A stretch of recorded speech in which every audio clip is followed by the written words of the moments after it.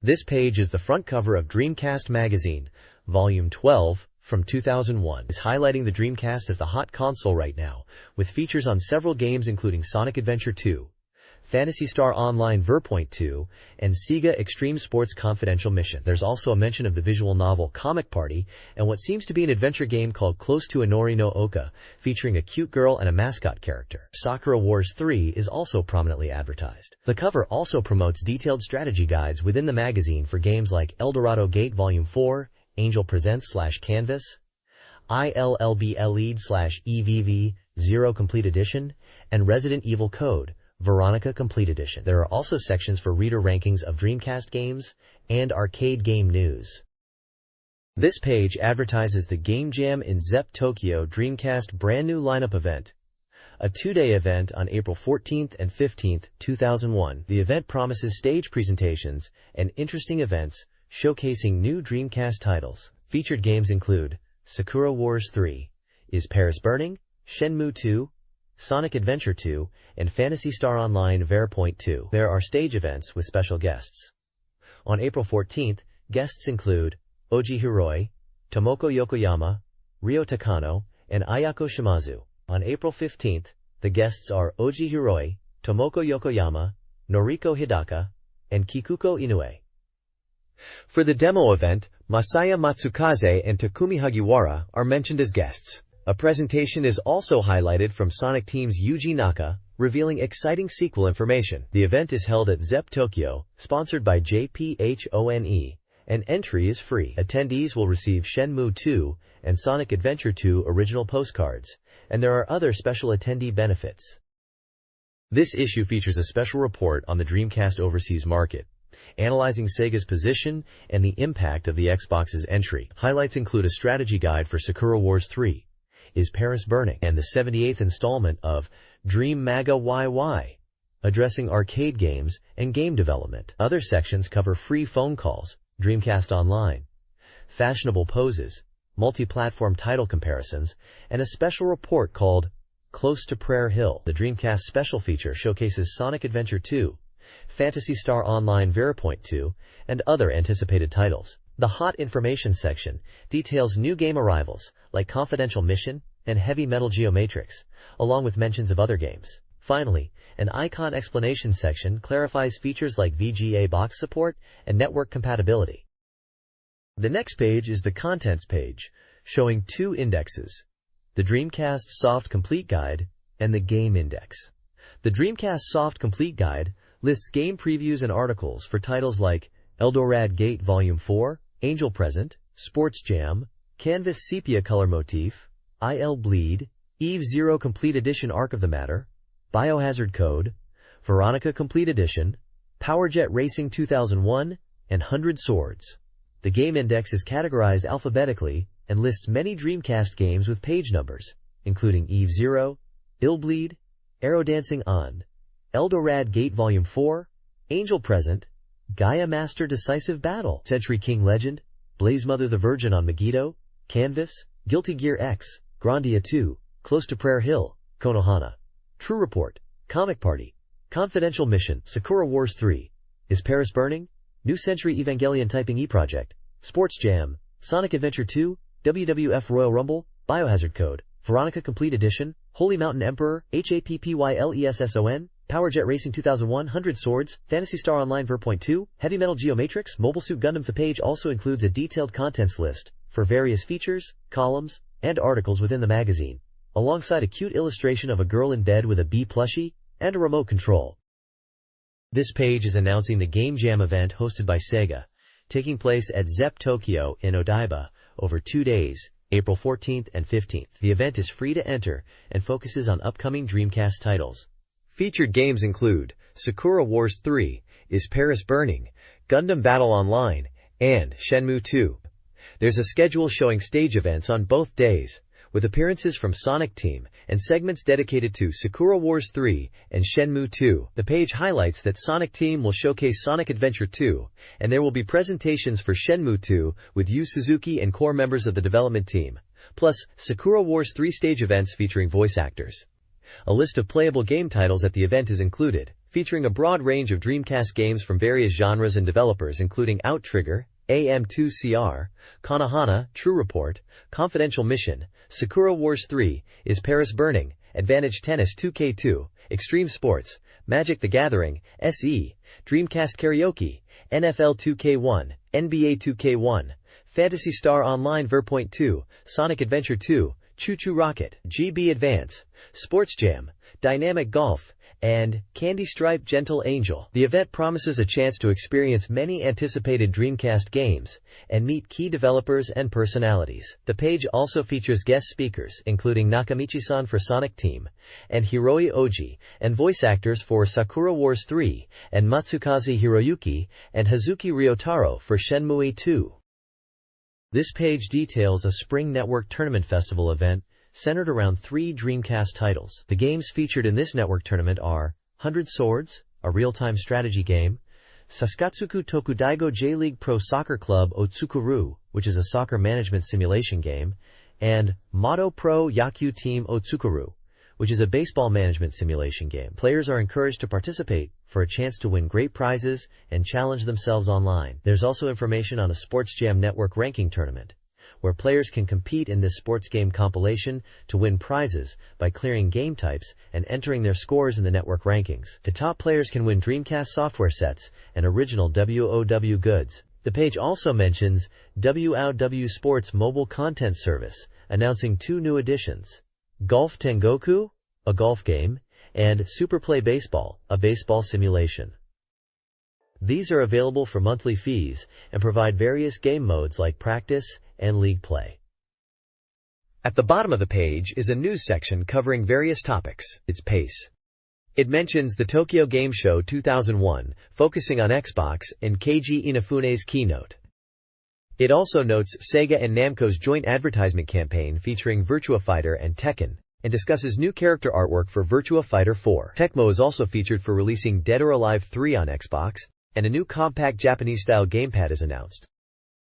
This page announces a Guilty Gear X Championship nationwide tournament for the Dreamcast game Guilty Gear X, which will be a team battle format with 3-on-3 matches. Preliminary rounds are being held at approximately 55 amusement facilities across Japan, with the finals scheduled for August. An event is also announced for the release of KONOHANA True Report on April 21st and 22nd in Akihabara. Pre-ordering the game at participating stores in Akihabara will grant special bonuses at the event, including signed posters for the first 50 customers and trading cards for subsequent customers. Capcom is launching a new mobile game for iMode called Biohazard I Survivor, Resident Evil I Survivor. In this game, players become STARS members and fight against zombies using special skills. Cooperative play and mock battles are also featured, with the game planned for release this spring. An advertisement spotlights the G.I. Go amusement facility in Gifu, highlighting its colorful and enjoyable atmosphere aimed at a wide range of players, including adults. It is described as a large-scale amusement center reopening on April 28th with new games. In gaming news, Phantasy Star Online is celebrating reaching 235,000 registered members worldwide. Version 2 of the game, featuring new content and bug fixes, is scheduled for release on May 17th. The article emphasizes the game's immense popularity and mentions its recent win of the First Game Award.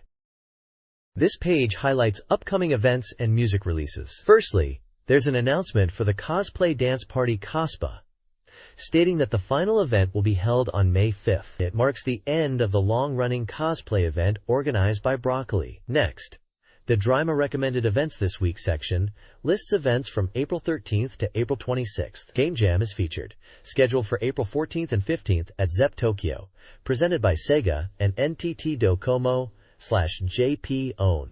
Admission is free, and further details can be found on the Sega Dreamcast website. Also mentioned are Golf Shiuyo 2 A New Challenge and Golf Shiuyo Adventure Hen, 2 golf games for Dreamcast with online ranking tournaments and various play modes, with details available at the provided website. In the Goods and Presents section, there's a King Ita present campaign, linked to a website, Itadaki Kingdom. Readers can win a King Ita original clock by accessing the website. Finally, under Spot Selection OSS CD Information and Pickup, There are details about the release of Fujiki Naohito's fifth maxi single 2 Hearts on April 18th.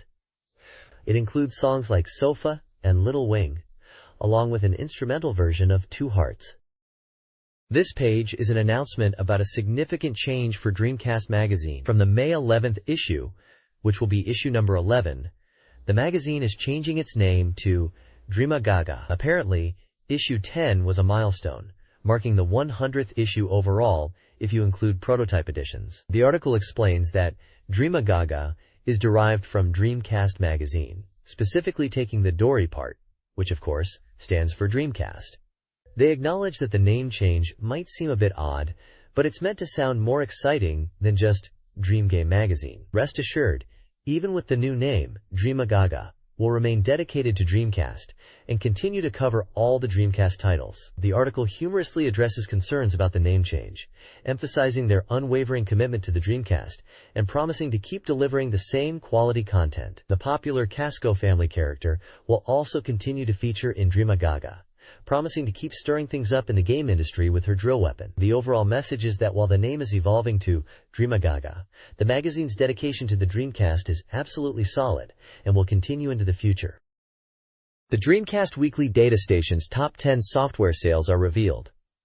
Sakura Wars 3 Is Paris Burning? Adventure takes the top spot. Of Hina Smile. Again, Adventure is second, appealing to fans with its original story and limited edition. Sega Simulation comes in third, praised for its humor. Illbleed, etc. is fourth, promising genuine horror. NBA 2K1 Sports at fifth features online play. Eve Zero Complete Edition Adventure drops to sixth, offering strategy guides. Phantasy Star Online RPG is seventh, emphasizing global gameplay. Biohazard Code Veronica Complete Edition Adventure is 8th, showcasing new scenarios. Sakura Wars 2 Thou Shalt Not Die Adventure is 9th, and Fire Pro Wrestling D Sports rounds out the top 10, highlighting an upcoming tournament. This page from Dreamcast Magazine presents the Expected Title Top 30, a ranking of the most anticipated upcoming games for the Dreamcast. At the top of the list in first place is Shenmue 2, boasting a 90% completion rate and 362 points. The article highlights the upcoming Game Jam event, where Shenmue 2 will be showcased by Yu Suzuki. Second place is Mobile Suit Gundam, Federation vs. Zeon, scoring 317 points. The game is described as focusing on two battles, a key aspect for arcade players. Comic Party is in third position, with 289 points and a 90% completion rate. The article mentions new information being revealed and the inclusion of event CGs. Further down in seventh place is Phantasy Star Online version 2, with 229 points. The game is noted for its challenge mode and new features in version 2. Ranked at 21st place is Close to Inori no Oka, with 100 points and a 100% completion rate. It's described as an unbelievable love story, with plot details and character relationships being a focus of the article. Other notable games in the ranking include Crazy Taxi 2, Sonic Adventure 2, Capcom vs. SNK Millennium Fight 2000 PRO, The House of the Dead 3, and Space Channel 5 Part 2. There are some repeated entries in the list for Phantasy Star Online, Ver 2, and Close to Inori no Oka, which seem to be errors in the original ranking. This page features two distinct game rankings and a highlighted game for the week. The first ranking is the Reader's Choice Transplant Hope Title Ranking TOP20, listing games that readers want to see ported to the Dreamcast. Number 1 on the list is AIR, followed by Knights and the King of Fighters 2000. Other requested titles include Grandia, To Heart, Tokimeki Memorial 2, Princess Crown, Burning Rangers, Shining Force Series, Matichi, Tales of Eternia, Onimusha, Metal Gear Solid, Furai no Shiren, Kaze no Silence to a Sea of Forgetfulness, EVE The Fatal Attraction, Sister Princess, Cross Tante Monogatari, and EVE Burst Error.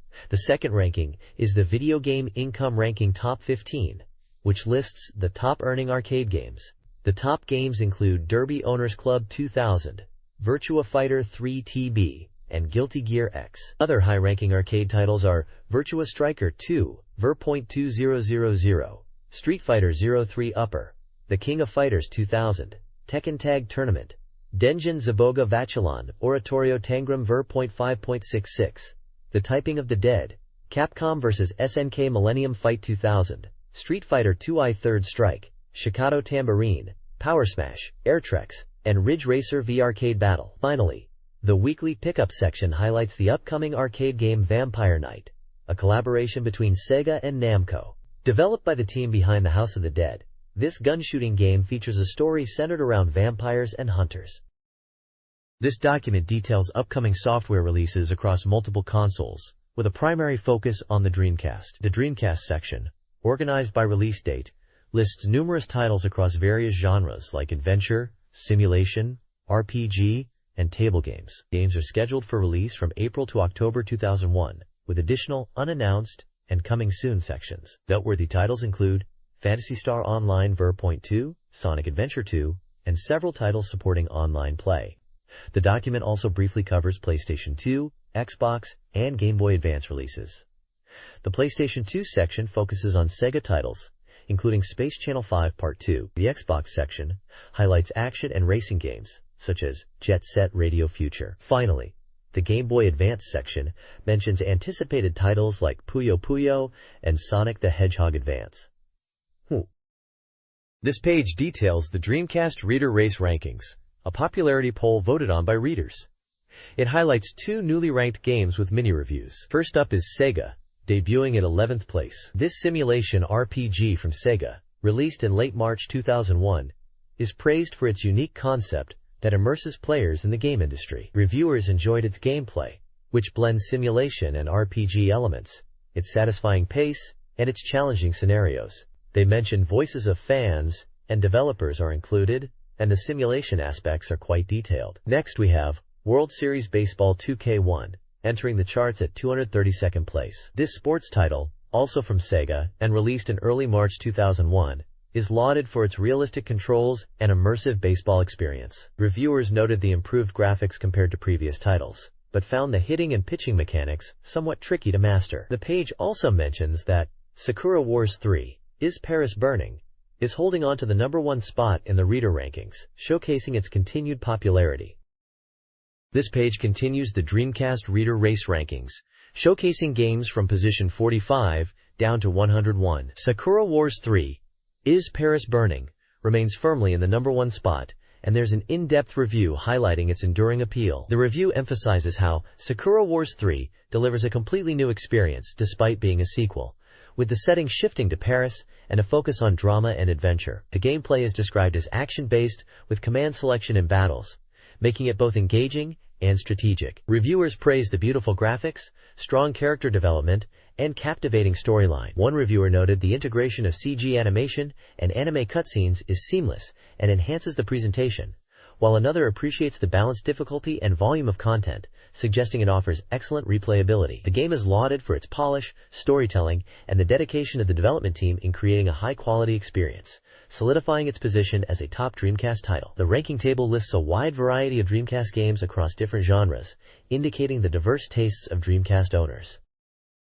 The next page showcases the Dreamcast Reader Race Rankings from position 102 downwards, highlighting a diverse range of titles popular among players. Games like Rune Jade, Marvel vs. Capcom 2, Crazy Taxi, and Vampire Chronicle for Matching Service are featured in the rankings, reflecting the variety of genres enjoyed on Dreamcast. There are also mentions of titles such as Soul Calibur, Project Justice, Skies of Arcadia, Jet Set Radio, and Sega. Reviews are presented for a few highlighted games, including Biohazard, Code Veronica Complete Edition, Resident Evil Code, Veronica X, praised for its terrifying Wesker vs. Alexia showdown and overall quality. Le Mans 24 Hours is noted for its realistic driving experience and championship mode. Haru Uraara, Spring Sunday, a visual novel adventure game, is commended for its stress-free gameplay and charming characters. Eve Zero. Arc of the Matter, another adventure title, is appreciated for its engaging storyline, despite potential character confusion if progressing too quickly. Western Wind Rhapsody, Rhapsody of the Western Wind, is described as a compelling RPG with a well-crafted story and characters. Lastly, Macross M3 is noted for its high-flying action and engaging gameplay, even with some map limitations. The page also includes a section titled Latest Recommended Horse Introduction, which seems to be related to horse racing games, featuring titles like Biohazard, Le Mans 24 Hours, Spring Sunday, Eve Zero Complete Version, Western Wind Rhapsody, and Macross M3, with short summaries and review scores for each game. Fire Pro Wrestling D for the Dreamcast is a highly praised wrestling game, boasting a massive roster of over 200 wrestlers and 1,400-plus moves. The review highlights significant improvements in wrestler appearance and emphasizes the game's deep wrestler edit mode, which allows for extensive customization and creation. The reviewer, a fan of pro wrestling games, praises the game's depth, noting its complexity. Developer comments emphasize the game's online features, including skill downloads and edit wrestler tournaments. Reader comments confirm the game's longevity, with players enjoying the ability to unlock hidden content. Screenshots showcase in-ring action and the detailed edit mode. The game's content is expanded through fan-voted downloads and updates, available on Spike's website. This page is a Dreamcast game ranking chart, split into different categories. The top section, Ops Table Dreamcast BE Rank, lists games ranked from 216 to 272, covering a wide range of titles. It highlights that this section contains games from the dangerous zone to solid titles. Eve Zero is mentioned as a game that is experiencing a resurgence in popularity and fluctuating prices depending on the region. The next section, Ops Table Dreamcast F Rank, lists games ranked from 273 to 305, stating that this is the treasure trove of hidden gems on the Dreamcast, recommending players to pay attention. The final section is Upcoming Release Soft, showing a list of games that are expected to be released soon. Games like Capital 5, Capital 6, VPACHI times Kongdom, Battlebister, Powerjet Moto, NBA 2K1, Illbleed, NFL 2K1, S, Canvas Sepia Colortone, Spirit of Osprey, Eldorado Gate, and Sports Jam are listed with question marks next to them, indicating they are upcoming titles. The text points out that these are new titles that have not yet reached the required number of votes in the ranking, encouraging readers to vote. The page also includes small screenshots and comments about the ranking system and the Dreamcast game market in general, noting the unpredictable nature of game prices and popularity. It talks about the Eldorado Gate series and its continued development, mentioning that the 4th volume is coming soon. This page provides news and reviews for Dreamcast games, highlighting 4 titles. Canvas Sepia Color Motif, Adventure, 7.0 score, offers a healing experience. Illbleed, Action, 8.0, features intense combat and humor. S, Adventure, 8.33, impresses with its story and cast, despite lacking VGA support. Powerjet Racing 2001, Racing, 5.33, is praised for its speed and graphics. The page also features reader opinions, including discussion about game rankings, dating sims, and the console's perceived lifespan. There's a contest to predict game rankings, with prizes of Dreamcast peripherals and visual memory units. Winners from a previous contest are announced, along with details for the current New Century Evangelion Typing Project E prediction contest. DreamCall is an upcoming internet phone service by iSow.net, designed for both PC and Dreamcast. It promises affordable calls to landlines and mobiles, with free PC-to-PC calls. Users can easily make calls through a simple on-screen interface within Dream Passport. The service uses CH@B call for PC-to-PC communication. DreamCall offers competitive pricing, particularly for long-distance calls. The service requires Dream Passport for PC, Ver. 2.11 or later, and a DreamCall card. The developers emphasize amusement and communication, highlighting compatibility with various internet providers. The Dreamcast version, showcased at E3, is still in development and will feature in-game voice chat via the Dreamcast microphone, with clear sound quality and free PC to Dreamcast calls. This page is showcasing action figures from Cybertroopers Virtual on Oratorio Tangram. It's highlighting figures called Armed Striker DNA Side and Armed Battler DNA Side. These are non-scale, approximately 16 centimeters tall figures, with the Battler slated for a July release and the Striker for August, each priced at 3,800 yen. The figures are designed by Katsuhisa Yamaguchi from Kyoto, who is interviewed on the page. Yamaguchi discusses his approach to creating action figures that can replicate the dynamic poses from the game. He emphasizes the importance of articulation and durability in the joints, especially to capture the virtual Arion-style movements. He mentions working with designer Yuichi Kato to ensure the figures accurately reflect the in-game mecha. He jokes about wanting the figures to attach to the chest like a magnet, highlighting the powerful impact of the designs. He also mentions that these figures, including Temjin, Cypher, and Feiyin, are all born from his own hands, emphasizing his personal involvement. There are prototype shots shown, including a test shot and a painted sample. Another figure, Speshinef, is also teased as being in development, with images of its weapons like a bazooka and butterfly knife. The page concludes by emphasizing the high degree of articulation and the abundant accessories as key features of these armed figures, making them appealing to virtual-on fans. This page announces that the Dreamcast game Arrow Dancing is coming to Windows PCs in June, and will allow cross-platform online battles between Dreamcast and PC players. This is presented as a dream come true. Simultaneous battles across different hardware. The article details the challenges in making this cross-platform play a reality, noting the differences in specifications between Dreamcast and PC. However, the developers at CRI have overcome these hurdles, making Arrow Dancing the first in its genre to achieve this. Sakurai Masanori from CRI's development team is interviewed, explaining that while the core game processing speed is aligned with the Dreamcast version, the PC version enhances the screen display. He reassures players that despite hardware differences, the gameplay experience will be consistent between platforms. The PC version will require an ISA.NET account for online play, and supports various internet connection types like ISDN, CATV, and ADSL. The game is priced at 7,800 yen and promises improved graphics and new modes exclusive to the Windows version, including AV8B Challenge and survival modes. The screenshots showcase the sharper visuals of the PC version and the game's menu, listing modes such as Missions, Free Flight, Internet Battle, AV8B Challenge, Survival, Replay Theater, Hangar, Training, and Options. The PC version also boasts a customizable interface. System requirements are listed, recommending a Pentium 2450 MHz, 64 MB RAM, and a 3D accelerated video card with 32 MB VRAM. This page features reviews for two games.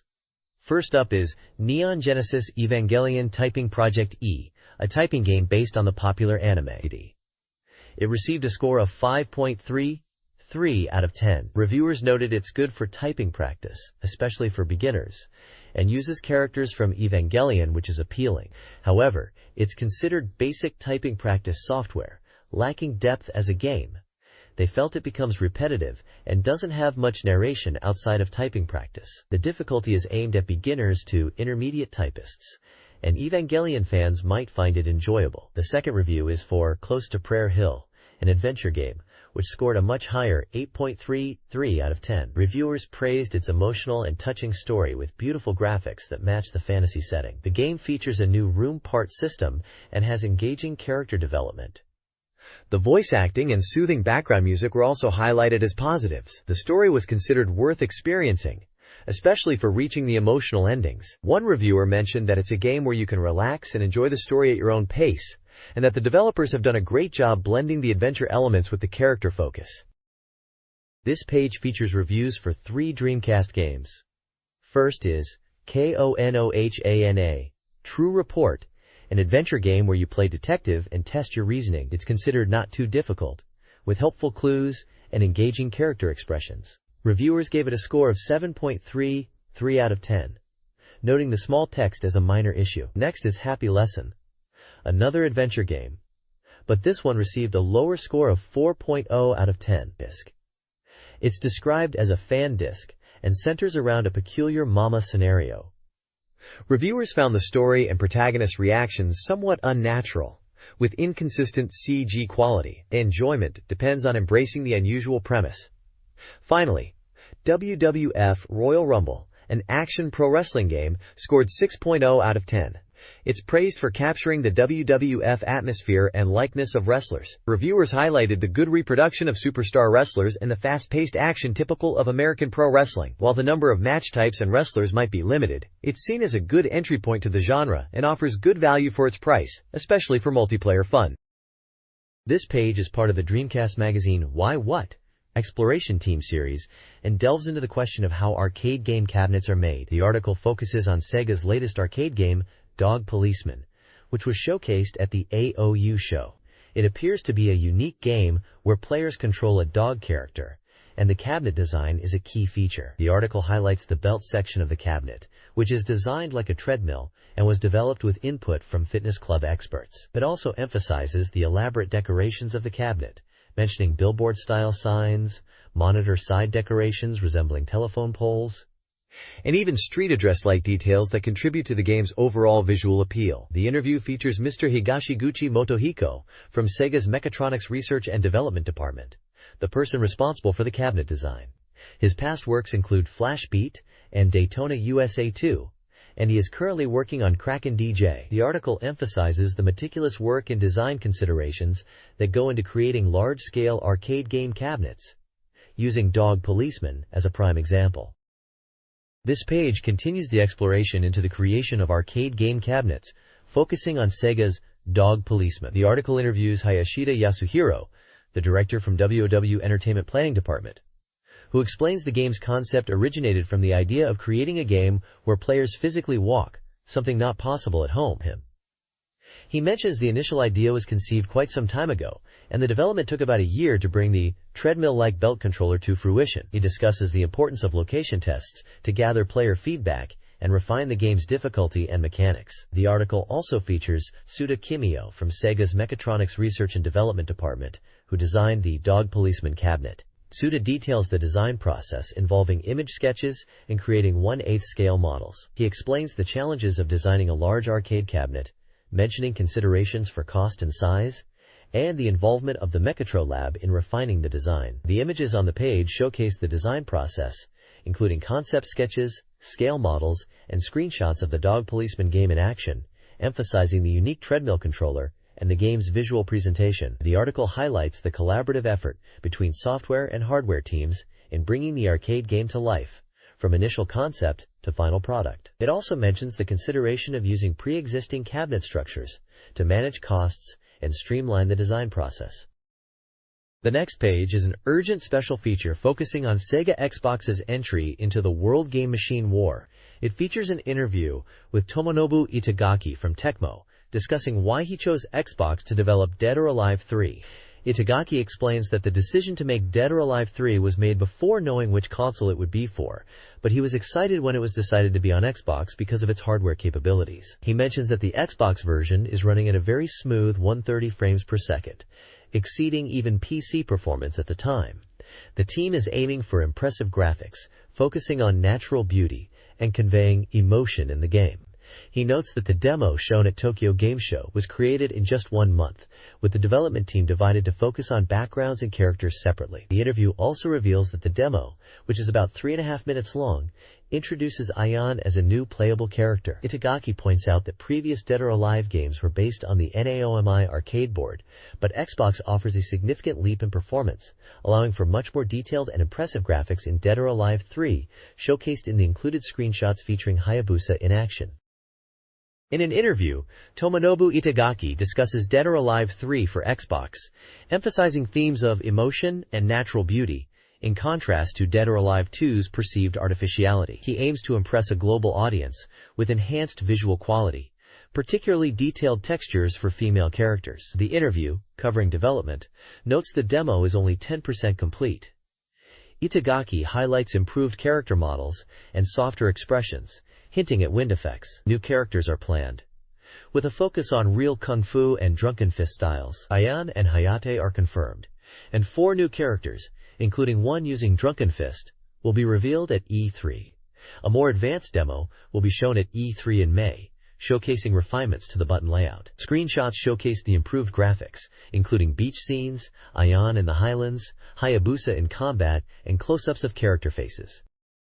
An interview with Microsoft's VP of Game Publishing, Ed Fries, discusses the future of the Xbox. The article covers the console's unveiling at E3 and CES, including Bill Gates' presentation. Fries expresses admiration for Sega and their Dreamcast games, seeing them as a great partner. He wants Sega titles on the Xbox, though acknowledges potential competition with Microsoft's own first-party titles. The article also explores the console's design, including a smaller controller aimed at the Japanese market, and questions surrounding its technical capabilities. It highlights the Xbox's broadband network connectivity requiring a modem peripheral, contrasting it with the Dreamcast setup. The piece concludes with optimism, pondering whether the console will succeed, particularly in attracting Japanese gamers, and features images of the console, controller, and key figures.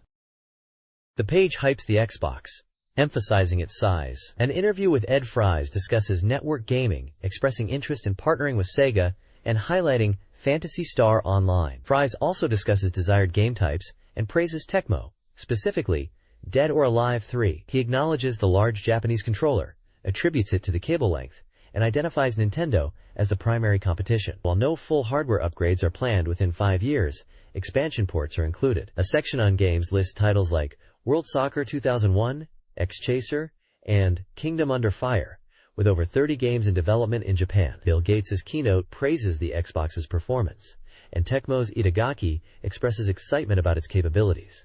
Images show a football game, a character from Project Naex, later Ninja Gaiden, and a demo for an unnamed fighting game. This page focuses on Sega's Smilebit Studio and their upcoming Xbox titles. An interview with Smilebit representative Shun Arai reveals that Smilebit is developing 4 of the 11 launch titles for the Xbox, with 3 being highlighted here. These titles are Jet Set Radio Future, Gun Valkyrie, and Panzer Dragoon Orta. Jet Set Radio Future and Gun Valkyrie were originally in development for the Dreamcast and PC, but transitioned to the Xbox due to its superior hardware. Panzer Dragoon Orta is presented as a continuation of the Panzer Dragoon series from the Sega Saturn era. The interview discusses the Xbox hardware's strengths, such as polygon processing power and the inclusion of a hard disk, and how Smilebit is leveraging these features for game development. Network gaming is also mentioned as an area of interest for future projects, though network infrastructure in Japan is still being investigated. Smilebit emphasizes their flexible approach to game development, prioritizing game concepts before deciding on a specific platform. The page also features screenshots showcasing gameplay from Jet Set Radio Future with its graffiti tagging action, Gun Valkyrie, which appears to be a futuristic action shooter, and Panzer Dragoon Orta, a 3D shooter in the style of the Saturn games. This Overseas Affairs special analyzes the Xbox launch and console wars. Commentator Christophe Kagotani shares concerns. Despite the Xbox's powerful hardware here, he argues charisma content is crucial, but Microsoft struggles to define its identity. He notes a cautious approach from Japanese developers and a lack of a clear vision regarding launch titles, pricing, and marketing. Comparing it to the Dreamcast, Kagotani believes the Xbox lacks compelling software and direction. He critiques the initial game offerings, highlighting the Dreamcast's NFL 2K as superior. While acknowledging the overseas success of the Dreamcast and the PlayStation 2, Kagotani stresses the importance of engaging gameplay over graphics alone, particularly in contrast to Nintendo's success. He suggests a $400 price point for the Xbox and concludes that Microsoft needs to establish its unique charisma content to compete.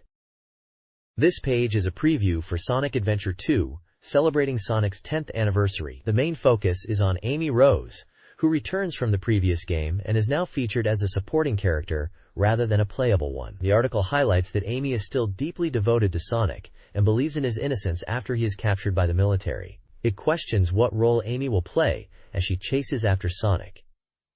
Amy's profile describes her as a cheerful and romantic girl who single-mindedly pursues Sonic. She is heading to Prison Island alone to help Sonic, showing her sharp wit and pure heart. The profile jokingly asks if her signature Pico Pico hammer will be taking a break this time. Game data reveals the release date is scheduled for June 23rd by Sega. The price is yet to be decided, and it supports 12 players. The genre is listed as high-speed action, and the official website is sonicteam.com. Compatibility details mention VGA, VM support, broadband, data communication compatibility, but network battles are still undecided.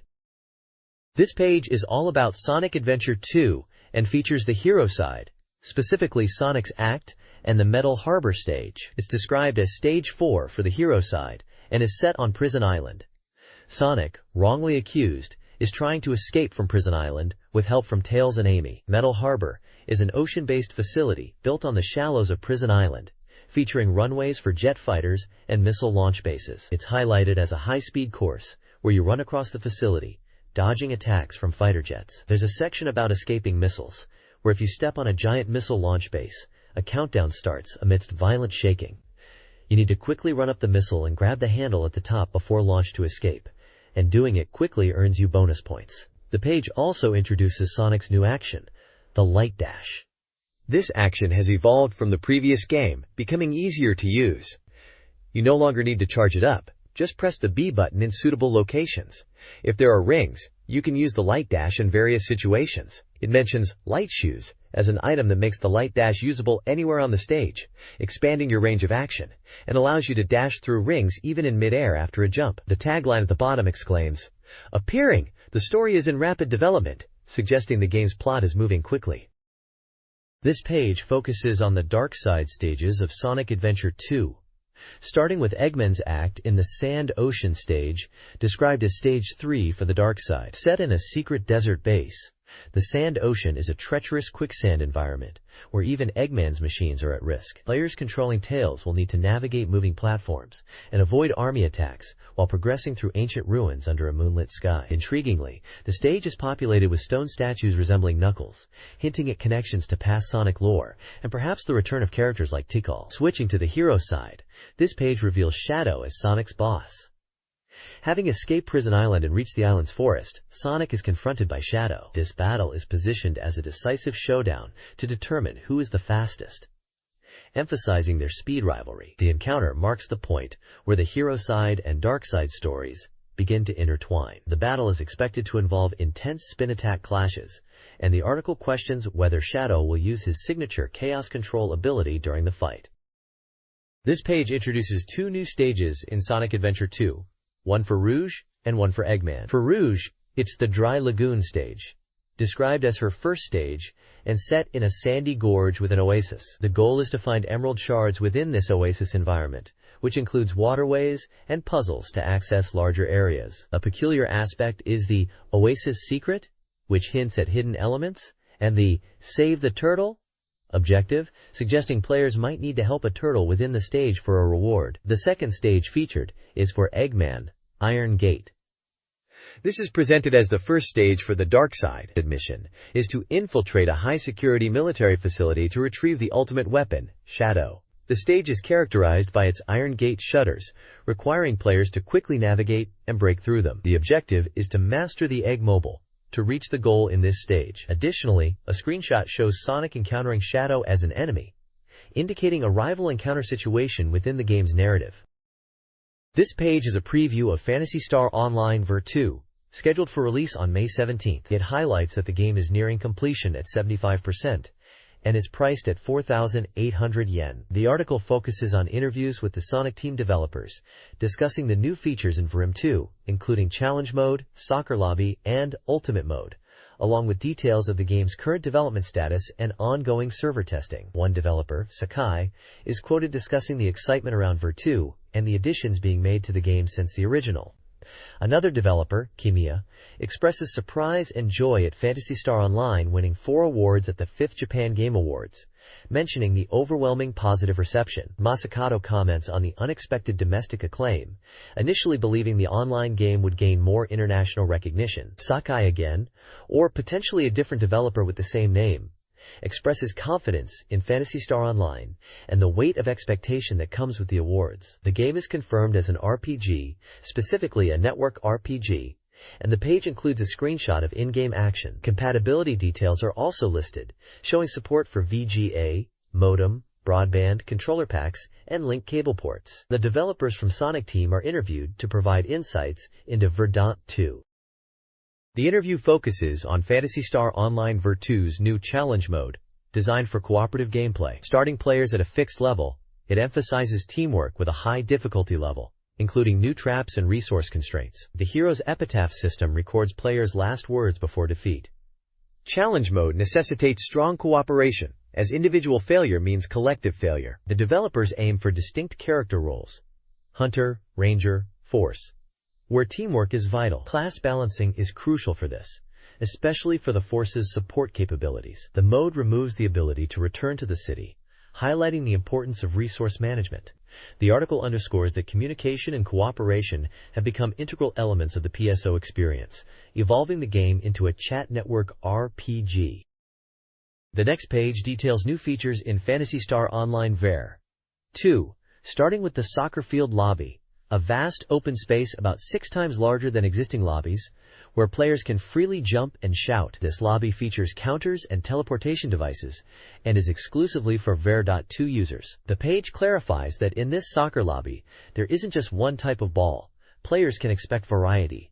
Minimal rules are set, though balls may explode. Different ball types with unique characteristics will be available, ensuring accessible gameplay for everyone. Player feedback focusing on playability has driven improvements in Verdunk 2. New features include shortcut operation methods, a symbol chat copy function, and expanded character customization, allowing changes to hair and clothing colors. Symbol chat exchange is finally realized.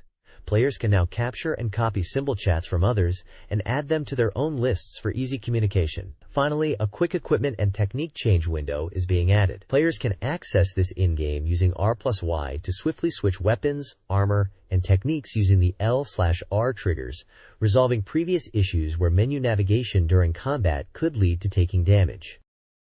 Ultimate mode in Phantasy Star Online Ver.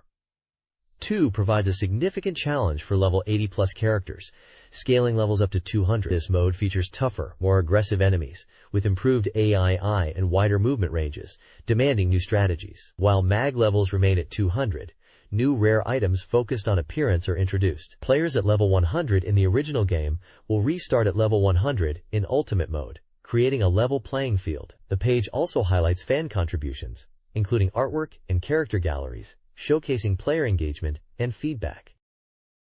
This page features a preview of the Dreamcast adventure game, Kageru Seibo Virgin on Megiddo. The article emphasizes the game's focus on scenario and a darker, more obscure storyline, highlighted as characteristic of the creator Yokota's style. Yokota Mamoru, a popular illustrator, is mentioned as being involved in the game. The preview introduces Kenta Rando, a 16-year-old high school student and rational detective, as a key character. Betsuyaku Hiroyuki from Studio Line, the director of the game, is also featured. The game is listed as an adventure title for the Dreamcast, with a planned release in June, although the price is still to be determined. This page continues the preview of Kageru Seibo Virgin on Megiddo. The article focuses on the importance of the background art in conveying the game's atmosphere, stating backgrounds are crucial for expressing the game's worldview. The game director, Betsuyaku, mentions that creating the city maps was his responsibility and evolved from simple car navigation-like screens to the current detailed form. There is a humorous anecdote about baiting Yokota-sensei, Yokota Mamoru, involving using sweets to get his attention and input. The director discusses the secrets behind the backgrounds, highlighting the effort put into them. The preview showcases gameplay modes such as moving mode, where players explore Izanamichi City to gather clues and advance the story. The overall map is shown, allowing players to select destinations within the city. The 3D field mode is also introduced, offering immersive 3D environments for exploration. Finally, auto movement is mentioned, allowing players to automatically travel to selected locations. Screenshots illustrate these modes and in-game dialogues.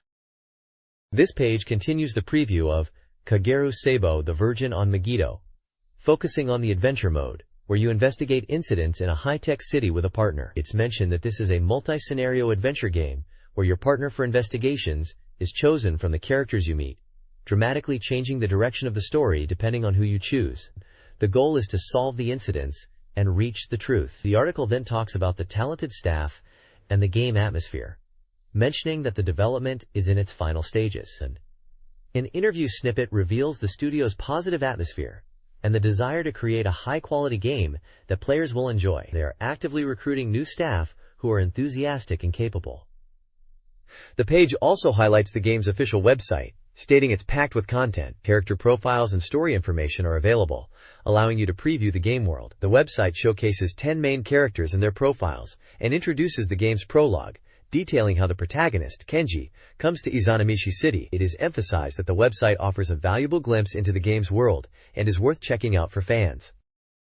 This page features a special interview with Akimura Sakiho, the voice actress for Kageru Seibo the Virgin on Megiddo. The interview discusses the charming Yokota character, Mizuki Hotori, and how Akimura Sakiho embodies her. Akimura describes Mizuki as seemingly ordinary but possessing surprising inner strength, and she aimed for a restrained yet cute voice performance. She mentions the line, "What will happen if I run away?" as particularly impactful. A character screenshot and description showcase Mizuki, emphasizing her hidden worries and strong wills, portraying her as bright yet fragile, and determined when facing challenges. Voice actress Yukari Tamura is interviewed regarding her role as Tomoe Karyuin in the game Kirin, Kogarashi no Kinkoku Monogatari. Tamura expresses excitement about playing a young lady character, a role she'd desired. She is affiliated with Arts Vision and actively voices roles in games and radio. Tomoe Karyuin, from the powerful Karyuin family, is portrayed as intelligent, resourceful, and rebellious. Tamura found Tomoe's strength and sharp wit appealing, noting the contrast between her gentle nature and determined beliefs. She felt surprised that Tomoe wasn't just a typical refined young lady. Tamura, admiring Tomoe's spirit, believes she's above the clouds. She enjoyed Tomoe's interactions with the male protagonist and put her heart into the role, hoping players will enjoy the game. Voice actress Akiko Hiramatsu discusses her role as Manase Kitagawa in The Virgin on Megiddo. Initially struck by Manase's physical appearance, particularly her impressive bust size, Hiramatsu found the character more nuanced upon reading the script. She focuses on portraying Manase's composure, even during stressful moments, though struggling with the character's computer jargon. Hiramatsu identifies their shared love of reading as a similarity. She describes Manase as a seemingly unapproachable, yet ultimately kind and charming character. The interview highlights Manase as a level-headed, cool beauty and school administrator. Hiramatsu, affiliated with Ken Production, is known for playing older sister-type roles and is popular among fans of Ko Hayakawa Miho. She humorously acknowledges being fixated on Manase's nice body. This page is about the Sega Dreamcast game, Sega Extreme Sports, showcasing it as the ultimate title for extreme sports fans with 6 different disciplines. The game includes snowboarding, mountain biking, ATV riding, speed gliding, bungee jumping, and sky surfing, each with its own unique thrill. The page details each sport with a short explanation and a screenshot demonstrating the gameplay. The game aims to bring the excitement of these sports to the Dreamcast, with easy-to-learn controls and a focus on time-based challenges. It's set to be released on May 17th for 5,800 yen.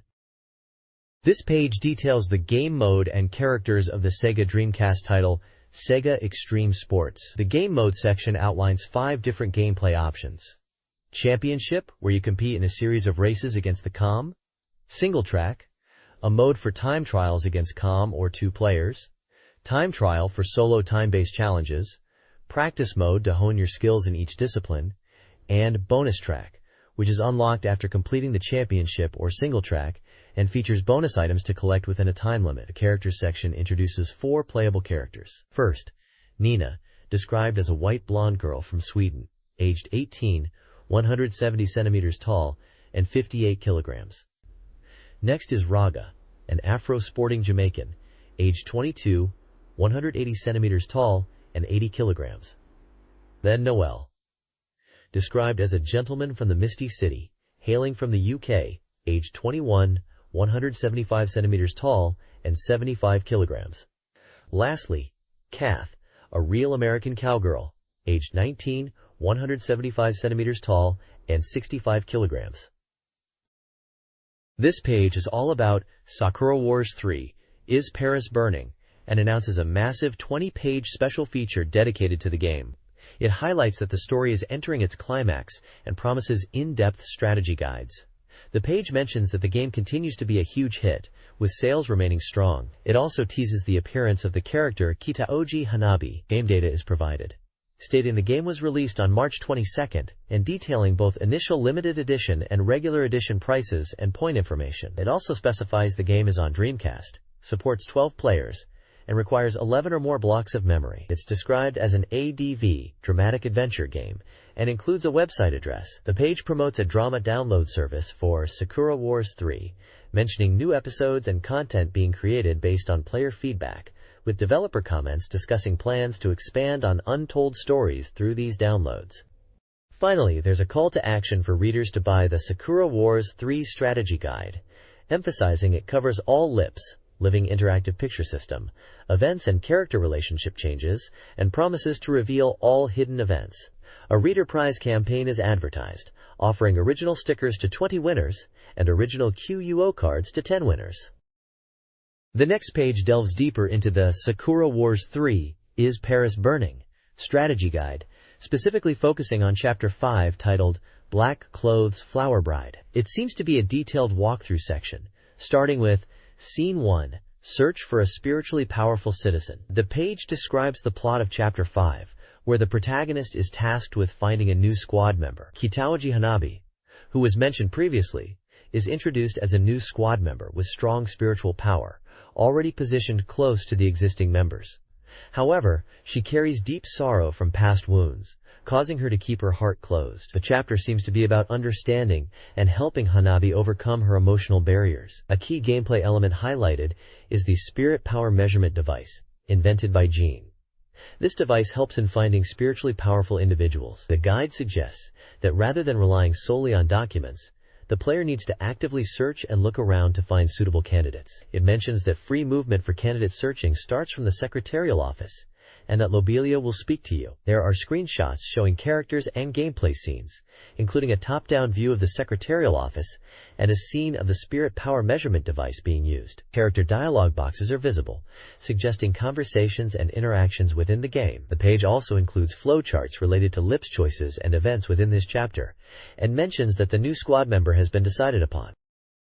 This section of the Sakura Wars 3 Guide covers Chapter 5, Scene 2, focused on recruiting a new squad member using Jean's Spirit Power Measurement device. Players explore various locations, roof storage, armory, stage, etc., within specific time slots, 1500 to 1600, detailed in a free movement event occurrence chart.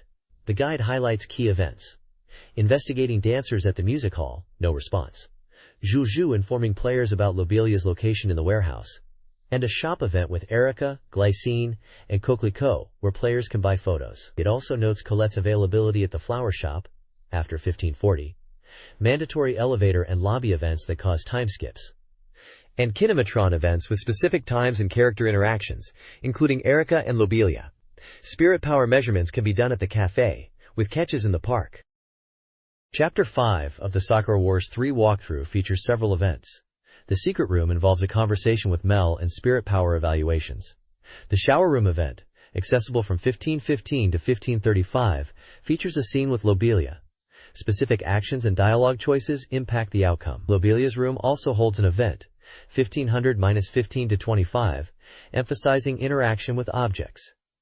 Actions can lead to a minigame, decreasing Lobelia's trust if the treasure chest is clicked multiple times. The Lobelia minigame is a time-based maze, requiring over 7,500 points for a good result. The Commander's Office event, 1500-15 to 25, centers on Grandma examining Yoneda's past, with dialogue options appearing only if saved data from previous Sakura Wars games is present. Chapter 5 of Sakura Wars 3 in Paris features several events, all occurring between 1500 and varying end times.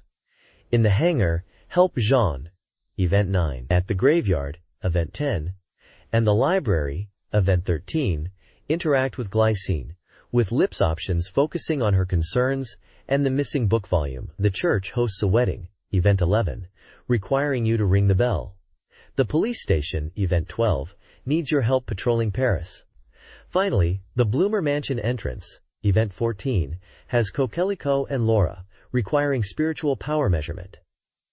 At Tertre Square, Event 15, help Coquelicot get Leon to pose for a portrait. Chapter 5 of Sakura Wars 3 features several events.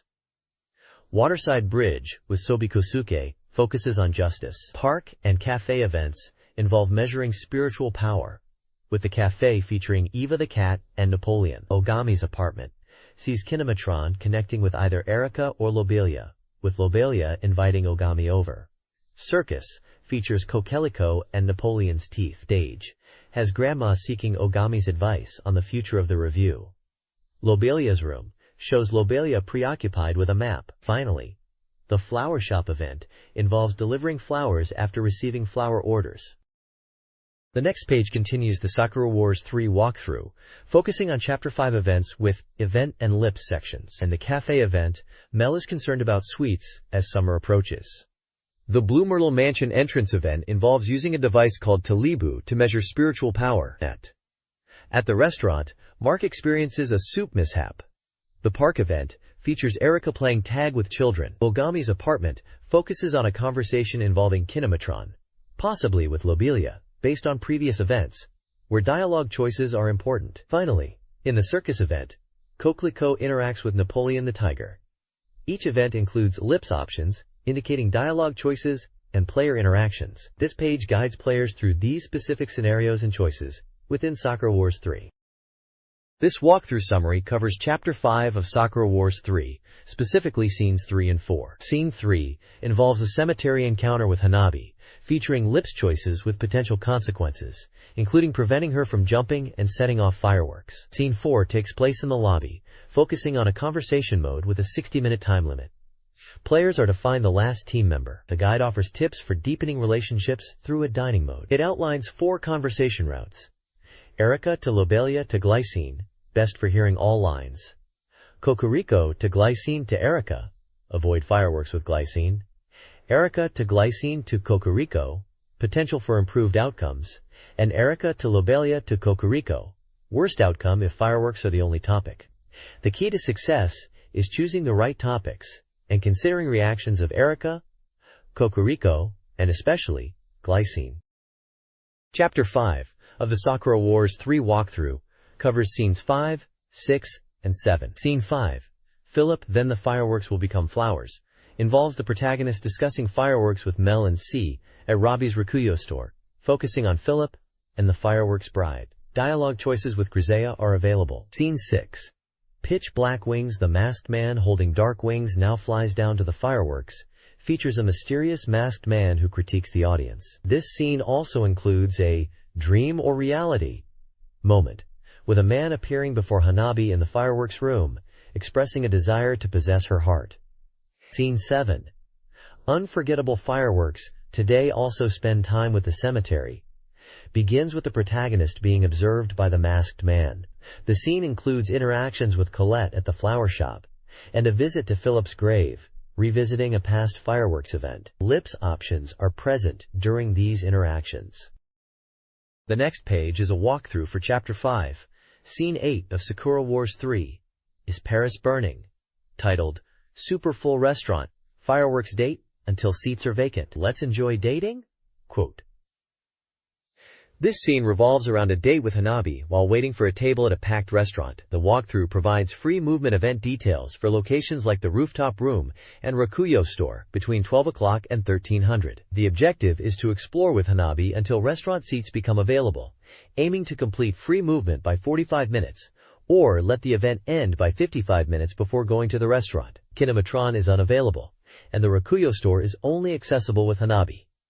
2 specific events within the 5th episode are also described. Event 1 in the first floor guest room, from 12 o'clock to 12:55, triggers an event catch when visiting the shop or bar, leading to a chase after Napoleon and Grandma. Event 2 at the shop, also from 12 o'clock to 12:55, involves discussing past events with Ogami and persuading him not to cancel a stage performance, which makes Hanabi happy despite a scolding. Both events include normal lips and select lips dialogue options. Another free movement event chart details locations like Chez Noir, the graveyard, and the park between 12 o'clock and 1300, with event notes for each. The Chez Noir elevator is unusable, and bromide purchases are limited to those who haven't bought them in the first free movement of Chapter 5. This page continues the Sakura Wars 3, Is Paris Burning? Walkthrough guide. It details events in Chapter 5 across various locations between 12 o'clock and 12:55. In the secret room, Mel is present, and it's noted that Grandman is in a bad mood. Dialogue choices are presented for interactions with Mel. The elevator hall section focuses on using the elevator with Mel. It explains that while the elevator is initially restricted to non-staff during the first free movement event, it becomes accessible in the second event. The church section describes an encounter with Erika, who speaks to the player character, Opatagami, after some time. Erika plays Nekofunjata on the pipe organ, with Lino father also present. At the police station, the guide highlights an event where the Ebian police chief mistakenly refers to Erika as sister-in-law, which Ohanigami corrects. The library section describes a quiet atmosphere where Okami and Erika discuss books and movies, presenting dialogue options related to these topics. Finally, at the Blue Mail Mansion entrance, Glycine is present, and events are triggered through conversations with both Glycine and Laura. The guide indicates that trust levels with Glycine and Hanabi can be increased by making specific dialogue choices during these events. This page continues the Sakura Wars 3, Is Paris Burning? Walkthrough. In the flower room, Glycine is absent, but you can visit Hanabi anytime. This location utilizes a click mode and offers dialogue choices. At the Japanese embassy, you meet the Japanese ambassador, who is tired from the summer heat, and the conversation revolves around food, with eel being suggested. Moving to the circus, you'll find Kokoliko and Hanabi, with caged animals, including a lion cub, with Hanabi eventually falling asleep. Dialogue options appear related to the lion cub. At the Great God's apartment, Hanabi refuses to enter your room, citing the lack of a marriage agreement and preventing kinematron use. In the park during daytime, Lobelia is found sleeping and mistakes Ohagami, offering dialogue choices to improve her trust level. The restaurant section details visiting Mark's restaurant after 45 minutes, where choosing Let's Eat ends free movement. Dialogue choices include continuing to explore the town or eating. Finally, at the bar in the back alley, Lobelia, now sober, brings Ohagami and Hanabi in for a soda before abruptly telling them to leave, revealing she and the bar owner have bet on Ohagami's actions, and dialogue choices are presented. This walkthrough covers several events in Sakura Wars 3. At the cafe, helping Kokoriko understand how to drink a lemon-based beverage can boost trust with other characters. The Blue Mail Gate features Terebu, who offers a meal invitation. The market presents Erika, who is peeling potatoes. You can choose to help her. The park sees Napoleon running away, with Glycine pressuring Okami to fix the situation. Lastly, at the bridge over water, the Flower Division members discuss past events, with Glycine suggesting a pajama party that Hanabi agrees to attend. This page continues the Sakura Wars 3 walkthrough guide. Scene 9, titled Restaurant, details an event where Ogami and Hanabi are dining when they are interrupted by the masked villain, Masked de Kolbo. The scene shows dialogue options and choices for how to react to the situation, including comforting Hanabi and confronting Kolbo. Scene 10, Operation Command Room, focuses on rescuing Hanabi from the opera house. The text describes the opera house as being under attack and in a state of emergency. The Flower Division is assembled in the command room to plan their rescue mission. The screenshots show the characters in their Kubu mecha suits preparing for battle and heading to the Opera Garnier. The dialogue options suggest choices about launching the mission and rescuing Hanabi. The next page continues the Sakura Wars 3 walkthrough guide. Moving on to Scene 11, Onboard Firework Rescue Operation, which is the fifth battle of the story. This mission takes place on a ship, and the objective is to rescue Hanabi. To win, Ogami must either make contact with Hanabi or defeat all enemies. The initial enemy setup includes 7 pawns, 4 brown, 2 veil, and 1 grease type, 4 flambers, and 3 longswords. There are no enemy reinforcements in this battle. A key point to note is that the water level rises each turn, and any unit that touches the water will be immediately defeated. Scene 12, titled From Illusion to Reality Death Serenade, marks the first boss battle of the 5th chapter. Here, you'll be fighting the Steam Beast Serenard at the Opera House. The victory conditions are to reduce Serenard's health to half or less, or to defeat all enemies. The initial enemy setup includes the Steam Beast Serenard itself, body and 2 flight units, and 4 pawns, 2 grease, and 2 veil types. There are no enemy reinforcements in this battle either. The strategy mentioned is to destroy the Serenard's flight units to make it vulnerable to attack on the ground. This text summarizes in-battle events from Sakura Wars 3, Is Paris Burning?, focusing on scenes 11, 12, and 13. Scenes 11 and 12 detail combat-focused lips, Live and interactive picture system, events. Scene 11 covers 7 in-battle events within the onboard firework rescue operation, where players make choices affecting character relationships and battle outcome. Scene 12 describes the From Illusion to Reality Death Serenade boss battle between Ogami and Hanabi, highlighting a critical decision amidst danger. Scene 13 introduces Hanabi as a new character in the Flower Division and depicts a desperate battle at the Opera Garnier against Kolbo's forces, emphasizing the urgency and intensity of the combat. Quote, "This Sakura Wars 3 guide covers the Scene 14 boss battle. Opera House Steam Beast Serenade Round 2. The fight takes place in the orchestra pit, requiring players to defeat the Serenade, body and flying units, and 2 porn units, with grease. Reinforcements are absent. Destroying the flying units is key to preventing the Serenade's revival. The battle includes 3 in-game events triggered by player actions, featuring dialogue with the team, and focusing on Hanabi's internal conflicts and evolving relationships. Tactics emphasize distributing combat strength. Prioritize destroying flying units. Use melee units for flanking and ranged units for encirclement. Combine attacks strategically, and utilize Lobelia's wide-range special attack. Sufficient Taiho power is vital for combined attacks. The key characters involved are Otagami, Erika, Glycine, Kokelikot, Lobelia, Hanabi, the boss, and 2 grease. This page delves into the secrets of the movie part of Sakura Wars 3, Is Paris Burning?, highlighting the innovative Neo-CG concept. The game strived to fuse CG and anime, a key objective that captivated fans and industry professionals alike. The discussion explores the development process behind these cinematic sequences, starting from the initial announcement trailer. The aim was to seamlessly integrate CG and anime to create visuals that resembled anime but were entirely CG-driven, aiming for robot anim-like images. The page emphasizes the increased scale of work involved in creating these movie scenes compared to earlier Sakura Wars titles. In-game screenshots and developer discussions illustrate the challenges and breakthroughs. The use of CG for rendering Paris cityscapes and robots is highlighted, all contributing to a uniquely unified and visually striking presentation. Sakura Wars 3, Is Paris Burning?, employed Neo-CG to blend anime and CG visuals. Overworks aimed for CG that mimicked traditional anime.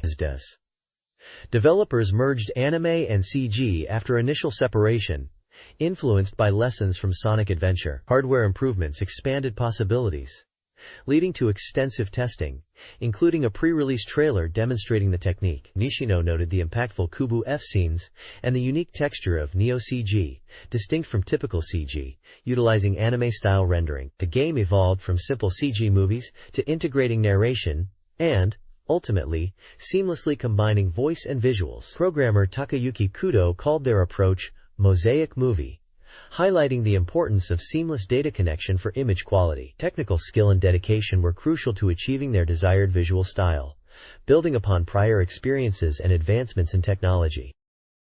Sakura Wars 3, Is Paris Burning? Pushed the Dreamcast to its limits, leveraging its superior CPU, memory, and VRAM to incorporate impressive movie sequences, a stark contrast to the limitations faced during the Saturn era for the first 2 games. CG movie director Takeshi Matsuura discusses challenges like seamlessly blending CG shadows with the anime style and creating impactful scenes, opting for CG over anime for explosions. Effects artist Koji Yunokawa details the creation of anime-style CG effects, including applying anime lines. Game director Akira Nishino highlights the dynamic motion and seamless integration of these movie sequences into gameplay, focusing on smooth transitions and the significant data volume. The development of these movie parts, taking approximately 8 months and possibly 12 years overall, was crucial for player immersion and a satisfying experience. The next page showcases the Kubu F, Erika Fontaine's personal Kubu, from what must be Sakura Wars 3. The page, titled Steam Factory, emphasizes the mecha's graceful and swift attack power, calling it a crimson machine that delivers divine punishment. The specifications of the Kubu F are listed, including its height of 2,592 millimeters and weight of 722 kilograms, correcting errors from a previous publication. The Kubu F, Erika's support unit from Sakura Wars 3, is detailed as a reliable machine. It uses a Raiko engine F11, a down-powered version of the Grisou engine, prioritizing torque for support roles. Its primary weapon is the Oshkosh Company's Special Machine Cannon, a 20mm gas-operated gun designed for suppression fire, with a firing rate of 240 to 360 rounds per minute and an effective range of 1,000 meters. The Kubu F's armor utilizes silsa steel, an alloy that manipulates spiritual power. This crystalline material deflects spiritual attacks and amplifies internal spiritual power, originating from the American Civil War era. The armor's construction, detailed in an exploded view, emphasizes a layered design incorporating ceramic and high-density fluid between plates to enhance physical defense. This page from Tieto Journal, issue 24, highlights Sakura Wars 3 content.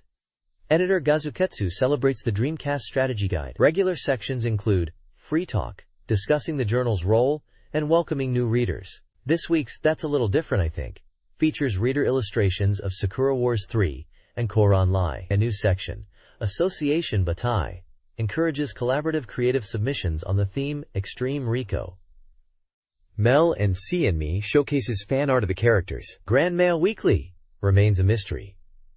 Reader submissions also address makeup quality, the unclear Grand Mail Weekly, and praise for Beta's voice acting. The page ends with submission details and previews upcoming features, including a ranking and Glycine's birthday special. This page presents the Reader Submission Corner from Dreamcast Magazine. In Free Talk with Robo, readers discuss enjoying watching Sakura Wars 3 gameplay and express desires to purchase a Dreamcast despite financial constraints. They also talk about game titles like Xbox and GameCube and express appreciation for Dreamcast GD.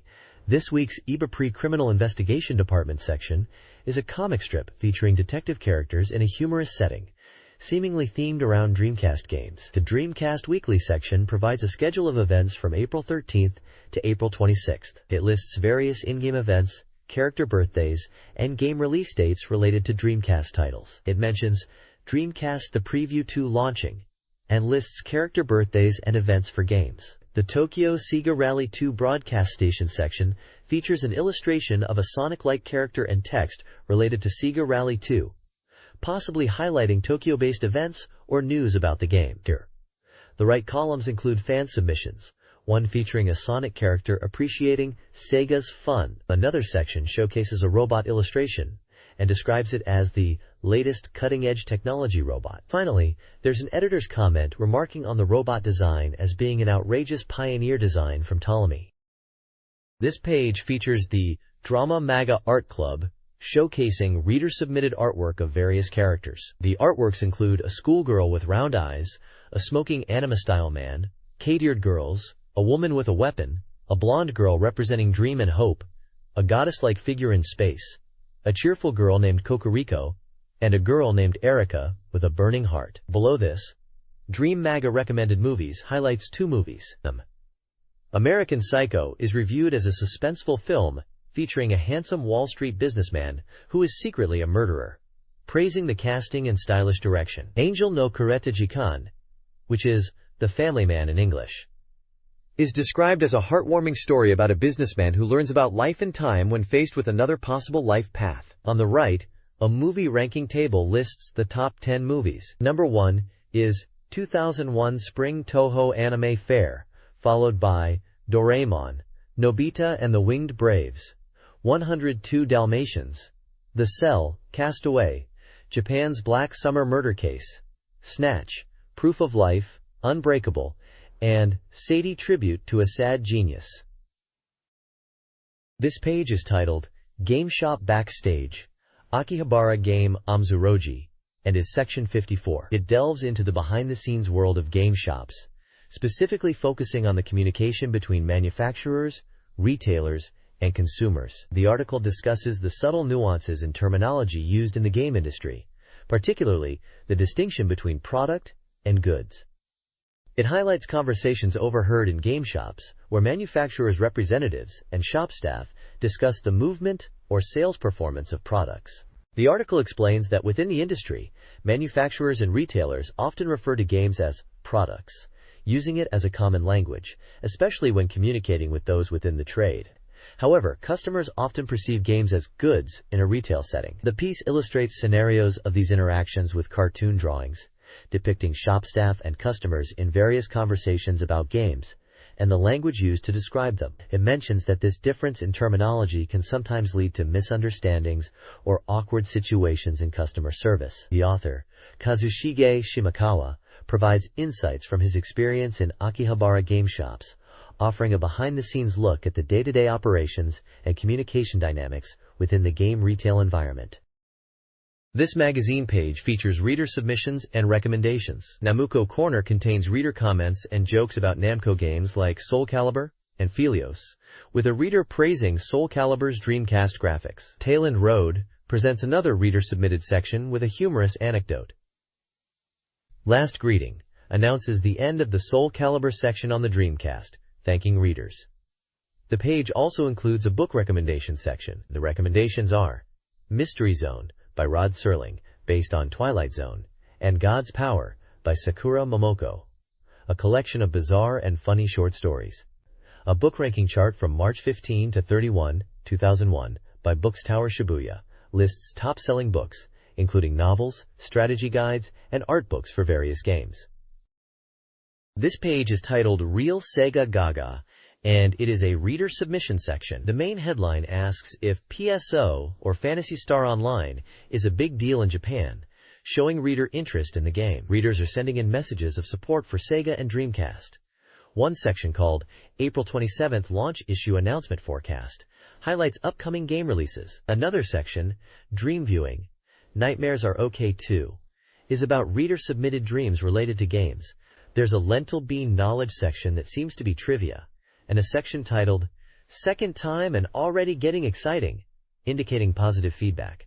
The page mentions Dreamcast 2 and features reader drawings and comments expressing enthusiasm for Sega and its consoles. Dori Manga is a collection of humorous manga strips submitted by Japanese readers, focusing on their Dreamcast gaming experiences. The strips cover various aspects of the game Shenmue, including anticipation for the game, encounters with strange in-game elements, and the horse racing minigame. Other strips highlight wordplay related to Sega Ages and canon, the budget of Shenmue's opening movie, bizarre in-game events, and late-night gaming experiences. Below the manga section, a CD guide lists new music releases. These include Hitomi's Inner Child, Janet Jackson's All For You, Yuzuki Takahiro's Peach, Siam Shade's Life, Yuka Okayama's Grey Love Song, and Matsuyama Chiharu's New Journey. The descriptions highlight the artist's styles and release dates.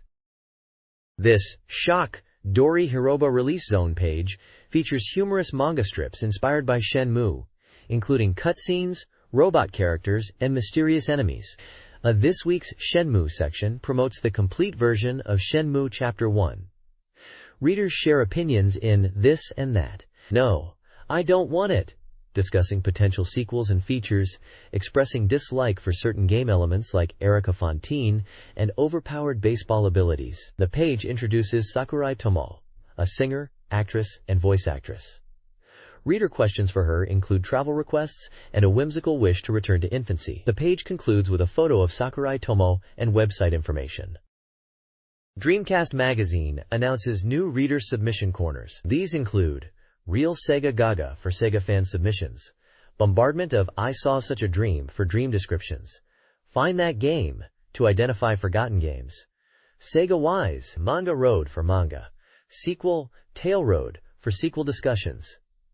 Continue Next Is This Ride for trendy topics, Hagi's Omakase for Capcom questions, Dorimaga Stream hosting postcard question box for general Q&A. Get Going with Vian's Net Game for online gaming content. Game Character Undifferentiated Class Nirameko for character expression contests. Game Diffusion for combining game titles. And Taicho Hachi's Why Is It? Outpost for general questions. A new corner, Suzuka Sega Kara, focuses on Dreamcast karaoke song requests. Points. Points are awarded for submissions, with prizes like books, original goods, and software. Guidelines specify postcard submissions with black ink and an email address for illustrations. Fumio Kurokawa's Burning Publicist column analyzes the game industry's state at the start of a new business term. He discusses the legal battles over used game sales, referencing court rulings in favor of retailers despite publisher concerns about revenue loss. Publishers are exploring methods to manage the used game market. The Game Industry Weekly headlines report several developments. Sega's Dreamcast shows strong domestic sales, while SNK files for bankruptcy. A communication game development tool for PlayStation 2 is released, and details for an industry event entrance fee are announced. Phantasy Star Online remains popular. Atlus plans new management, and Digicube and Yuan Sega hire Okamoto. The page includes a profile of Kurokawa, detailing his background in music, film, and marketing. He worked on the Virtua Fighter series at Sega and now promotes Digicube. He observes a decline in Tokyo Game Show attendance and a perceived decrease in industry vibrancy. This page is dedicated to new anime information, highlighting Blood the Last Vampire movie. It details the story set in 1966 Vietnam during the Vietnam War around Yokota Air Base, where a sword-wielding girl named Samaya battles vampires. Key characters like Sequoia, David, Louis, and the school nurse are introduced with voice actor details and brief descriptions. The page also promotes the official website for Blood the Last Vampire. Additionally, there's a section covering the anime Pachi Slot Aristocrat Jin, currently airing and focusing on a man's life intertwined with pachinko slot machines. Lastly, a promotional giveaway is mentioned for Parappa the Rapper anime stickers. April anime releases include several DVD and VHS releases. Sakura Wars TV Volume 8 and Gear Fighter Dendo Volume 4 are released on April 25th, while Hajime no Ippo Volume 2, Digimon Adventure 02 Volume 4, Dirty Pair Flash 3 First Stage, and Kamen Rider Kuga Volume 5 arrive on April 21st. X-Driver Clip X Clip also releases on April 25th. For rental, Mushrambo Volume 8 and Kindaichi Case Files Volume 41 are available starting April 13th. Macross 7, Volume 2 is set for April 25th. In broadcast news, Babel 2 airs on Family Gekijo Saturdays at 11 p.m. from April 28th, and Magical Princess Minky Momo, Dream Waltz, airs on Animax Sundays at 1:30 p.m. from April 22nd. Contact info for these channels is available. This page of Samsung Yoshimatsu Theater is titled Mr. America Came.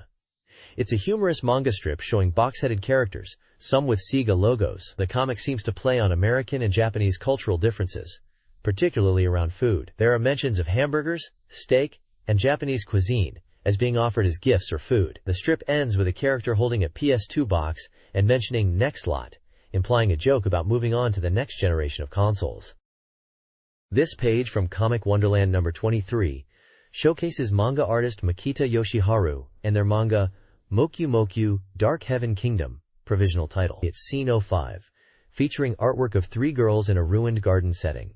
Makita Yoshimatsu mentions being unwell and losing weight due to illness. They also talk about looking forward to the release of the game Close 2 and needing to buy Sakura Wars 3, jokingly referring to spring being greedy due to game expenses. They are also excited about a new Dreamcast game being developed with artwork by their favorite artist, NOCC Ichi. The manga series is described as a cute illustration manga centered around 3 girls, Yuruna, Kyoko Mirror, and Ayu, with anticipation for its future development. This page is an interview with actor Shinya Yamashita, discussing the legendary TV drama School Wars from the 80s, which was a huge hit. Yamashita reflects on the drama, which was a common experience for those in their late 20s to early 30s. He mentions his role as a teacher, and the drama's theme of struggling students overcoming adversity, and the feeling of self-reliance. Yamashita talks about his early career, starting with Taiyo ni Hoero and Rookie. He mentions that in Taiyo ni Hoero, he played a detective role. Time. He also mentions his current police officer role in the new drama, Rookie, which airs every Tuesday at 10 p.m. A profile box provides his birth date and lists roles in Taiyo ni Hoero, School Wars, and more recent dramas like Moe Tokugawa Mitsuyo and Shinjuku Boy Detective Team, broadcast in 2000. The article also mentions the DVD release of School Wars, which is currently available for purchase from King Records, consisting of 9 volumes priced at 4,700 yen each. The drama is described as depicting the growth and activities of young detectives in Rookie, and lists fellow cast members such as Soichi Domoto, Rina Uchiyama, and others. This page is an advertisement for strategy guides. It highlights two guides, one for Ultimate Fighting Championship on Dreamcast and PlayStation, and another for Fire Pro Wrestling D The Complete on Dreamcast. The Ultimate Fighting Championship Perfect Guide promises to help players master the game, covering stand-up and ground fighting techniques for all characters. It includes details on game systems, fighter skills, advice on fighting styles, photos from the official UFC cameraman, and guides for the Edit Fighter mode and Secret Fighter unlocks. The Fire Pro Wrestling D The Complete Guide aims to fully explain all aspects of the game, including all wrestlers, skill tables, and hidden parts. It's designed for both beginners and core fans, offering system explanations, over 220 wrestler profiles and skill data, and a guide to edit mode for creating strong wrestlers. It also includes detachable appendices, an operation list, and a wrestler edit note. The ad emphasizes that all wrestler data is publicly available online. This questionnaire for Dreamcast Magazine gathers reader feedback. It begins with basic demographic questions, gender, age, occupation, and asks about preferred magazines. Readers are polled on the current issue's cover, questionnaire submission frequency, and Dreamcast game ownership and karaoke habits. Key sections involve article and hardware preferences. Readers select their top and bottom articles from a provided list and indicate ownership of Dreamcast hardware and peripherals. Finally, they choose up to 10 desired Dreamcast games from a comprehensive software list. The article list includes Dreamcast news, race features, reviews, and special reports. The hardware list encompasses various Dreamcast accessories and rival consoles. The extensive software list features a wide array of Dreamcast titles. This page is an advertisement promoting strategy guides and game books available from SoftBank Publishing. It highlights guides for various games including Gran Turismo 3, Saskatsuku Special Edition, Kanon, Sentimental Graffiti, Persona, Shin Megami Tensei Devil Summoner, Grandia 2, and Valkyrie Profile, among others. These guides are available for Dreamcast, PlayStation, and Game Boy Advance. The advert also mentions an internet purchase bonus campaign for SoftBank books.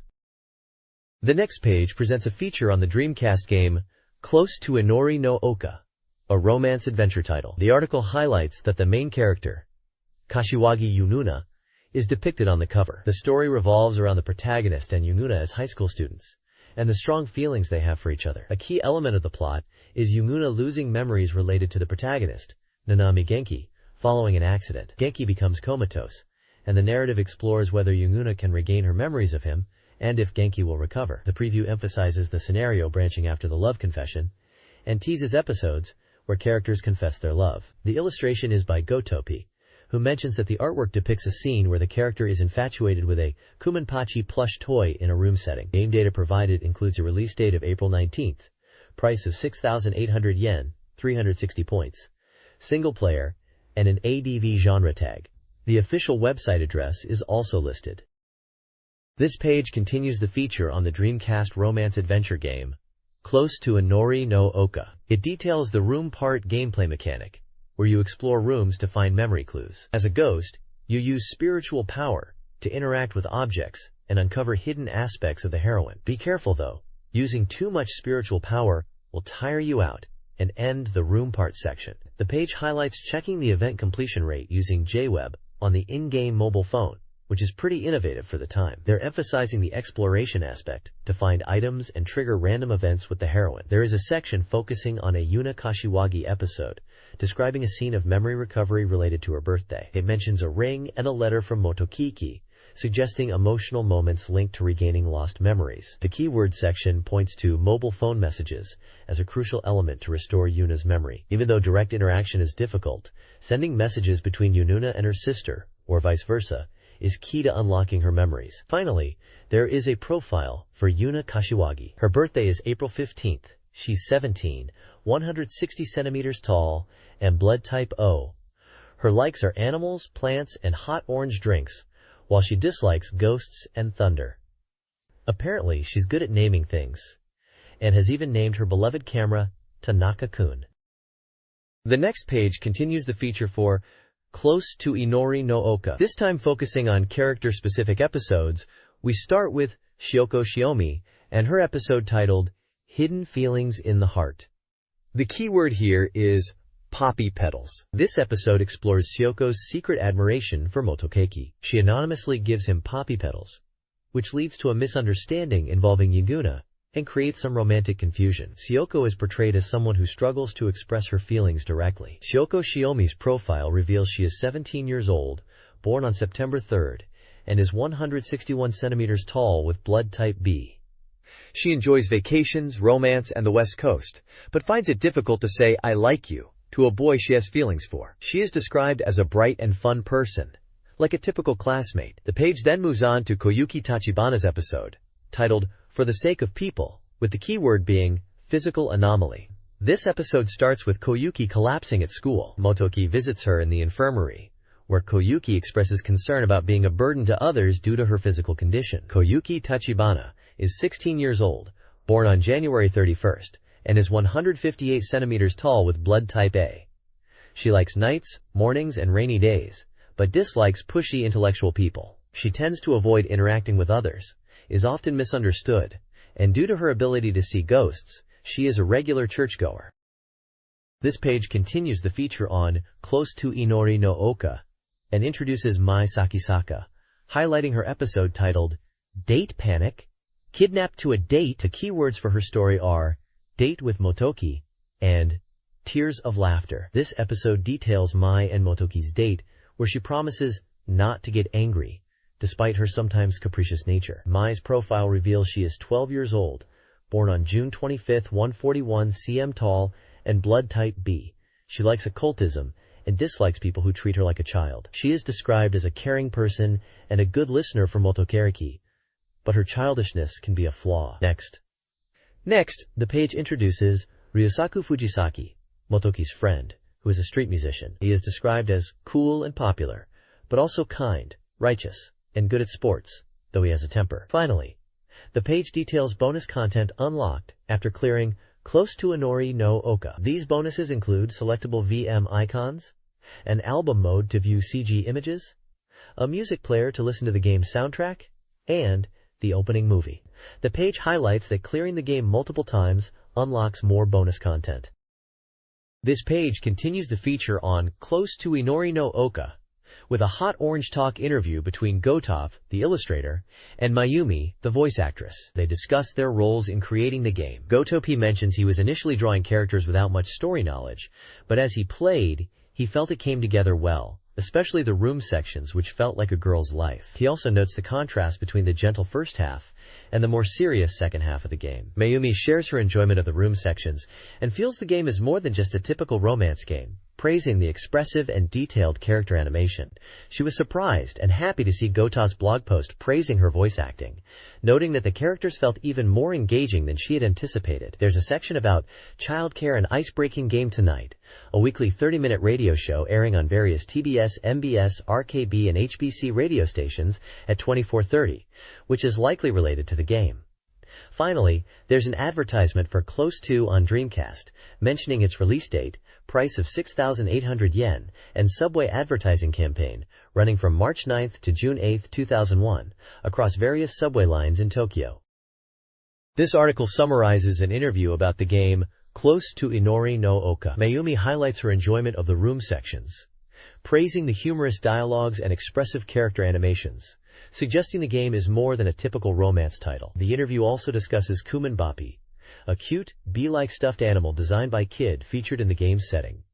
Official homepages for Gotop and Mayumi are provided. The article also details an Akihabara release event on April 19th, offering special illustration sheets with voice actor autographs for purchasers. Different store-specific telephone cards with Gotop illustrations are available as bonuses. A present campaign allows readers to win signed goods by sending a postcard. This page showcases the Grandia 2 World Guidance, which is an official setting material collection book for the acclaimed Dreamcast role-playing game, Grandia 2.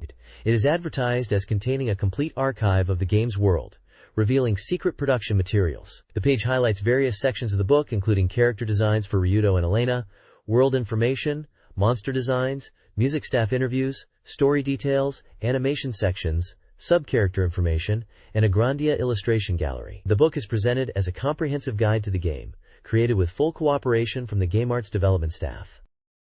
This page is a contents page showcasing two sections: pre-release Dorimaga new arrival information and Hot, how to play, Dorimaga thorough strategy guide. The pre-release Dorimaga new arrival information section lists upcoming game features including Confidential Mission, Heavy Metal, Geomatrix, and WWF Royal Rumble. It also mentions several Japan-exclusive titles like Gaia Master Kessen, Seikyu Densetsu, Bounty Hunter, Sarah Holy Mountain no Teiyu, Gomic Party, Happy Lesson, Konohana, True Report, and Neon Genesis Evangelion Typing E Project, which is a typing game based on the popular anime series, Dai. The Hot, how to play, Dorimaga thorough strategy guide section features strategy guides for games such as Eldorado Gate Volume 4, Angel Present, Sports Jam, Canvas Sepia Motif, Ill Bleed, Eve Zero Perfect Edition Arc of the Matter, Resident Evil Code, Veronica Perfect Edition, Powerjet Racing 2001, known as Wave Race, Blue Storm internationally, and 100 Swords. The page prominently features characters and action shots from Heavy Metal, Geomatrix, showing a blonde female character wielding a sword, and a male character with tech on his back. This page shines the spotlight on Confidential Mission, a James Bond-esque spy-themed gun-shooting game for the Dreamcast. It's developed by Sega Hitmaker, and is set to be released on June 14th, priced at 5,800 yen. The game is designed to train you as a top spy in Agent Academy mode, which is central to the game. The page details the DC original mode called Agent Academy, explaining it as training to become a full-fledged spy. By clearing Stage 2, you unlock more practical simulation modes. Your performance in each training module is evaluated, and you receive comments from the CMF director. Several training modes are highlighted. Combo Shot focuses on defeating enemies quickly by firing in bursts. Reflexes tests your instant reactions against appearing enemies. Justice Shot is about accurately shooting enemies at hand, while Timing trains you to shoot through gaps in moving obstacles. Judgment Mode tests your ability to identify the correct targets in order. And Who's the Enemy challenges you to distinguish between enemy and civilian targets, emphasizing spy-like discretion. The preview mentions that the DC version includes enhanced CG movies to add to the spy movie atmosphere and enhance immersion, which is a key element. It also teases a two-player cooperative mode called Partner as a hot new feature in the Dreamcast version, beyond the Agent Academy. Confidential Mission introduces the CMF, a spy organization. Players control agents Howard Gibson, 1P, a cool, tuxedo-clad agent with dry wit, and Gene Clifford, 2P, a model-like agent who maintains a professional distance from Howard. The story centers around the Agares Party, terrorists seeking global domination via a military satellite. Key figures include Irina, a young scientist held hostage and forced to modify the satellite. The terrorists are led by the Agares ringleader, a manipulative strategist whose identity is shrouded in mystery. They employ various members, including a museum director, Boss 1, using remote weaponry, and a ruthless general, Boss 2, commanding tank forces. General members represent the expendable soldiers of the Agares Party. This page showcases Heat Metal Geomatrix, a new and eagerly anticipated title for Dreamcast that premiered at the Tokyo Game Show 2001 spring. This action game is centered around intense 3D multiplayer battles. The game emphasizes strategic combat with distinct attack types, including long-range shooting, close-quarters melee engagements, and powerful special attacks combining shot and attack actions. The arcade version is designed for up to 4 players in chaotic matches, while the Dreamcast version, slated for a June release and currently at 80% completion, emphasizes network battles, promising smooth online play for home consoles. The game promises unique and striking characters engaging in heated combat within polygonal arenas. The page details the attack methods, showcasing shot attacks, close-range attacks, and special combined attacks, while highlighting the differences between the arcade and Dreamcast versions, particularly in player count and network features. Heavy Metal Geomatrix features a compelling team battle mode with 12 characters across 4 groups. The 818 Stompers include Hound, Motogun, Reckless, Slash, Fire Emitter, Cool but Dangerous, and Zeus. Hyper Bazooka, Destructive Trump Card. This group, ex-gangsters, embodies violence in a dystopian 23rd century Earth ravaged by meteorites and rising sea levels. The elite control scarce land, forcing the masses underground, where nanotech and cyber gladiators emerge. Gladiators battle for resources in a digital hellscape. The game, with an American comic book art style, offers challenging 4-player split-screen and 1vs2 battles, showcased at Tokyo Game Show. The tagline is, it's login time. This page showcases Gaia Master Duel, Century King Legend for the Dreamcast, a board game-style strategy title. It's presented as a playable exhibit from the Tokyo Game Show. The article introduces the game system and some characters. It mentions that players roll dice to move around a map, buy land, and accumulate assets to win. 2 new characters are highlighted: Son Goku, described as a mischievous god with strong dice rolling and attack power, and Goliaths. The page also mentions an opening movie and various game modes and stages available, emphasizing diverse gameplay. The game is noted as a board game genre and supports 1 to 4 players. The release date and price are still to be determined. The page also provides a URL for Capcom's website for more information. This page continues the feature on Gaia Master Duel, Century King Legend. It delves deeper into the game mechanics, explaining the different types of squares players will encounter on the board. There are event squares that trigger various occurrences, such as meeting the silver-haired goddess, and battle squares, where players engage in combat, needing weapon cards acquired from pub squares. The page highlights that battles are fought over 3 turns, with victory decided by remaining HP. Weapon card strength influences battles, but character and weapon card compatibility is key. Lucky abilities, unique to each character, can drastically change the battle's outcome and offer advantages such as increased funds. Garahad's lucky ability is showcased, doubling his attack power. Critical hits are also mentioned as occurring when using a character's preferred weapon. Symbol cards are introduced as items that can modify tolls paid when other players land on your squares. The page also briefly mentions symbol destruction cards, which, like earthquake event cards, can remove symbols from the board. The character Dante is highlighted, a demon lord whose lucky ability includes symbol destruction, double attack power, and shop defense enhancement. This page focuses on the Dreamcast game Bounty Hunter Sarah, Emperor of Holly Mountain, also known as Neo Tokyo Bounty Hunters. It highlights that the game was playable at the Tokyo Game Show and was well received, immersing players in a Neo Tokyo world with impressive visuals and sound effects. The page introduces Sarah, the bounty hunter protagonist, and emphasizes her weapon of choice, the Derringer. It's described as essential for stopping enemies, using special bullets, and Sarah is shown to be skilled and fast with it. The game is set in near-future Japan, and the story revolves around missions in Neo Tokyo, where a large bounty is at stake. Players will take on the role of bounty hunters like Sarah. The genre is listed as ADV or Adventure, and the developer is Flagship Works. A release date related to a Capcom Con event on May 24th is mentioned, with a price of 5,800 yen. The page also mentions that making-of scenes of the game will be revealed.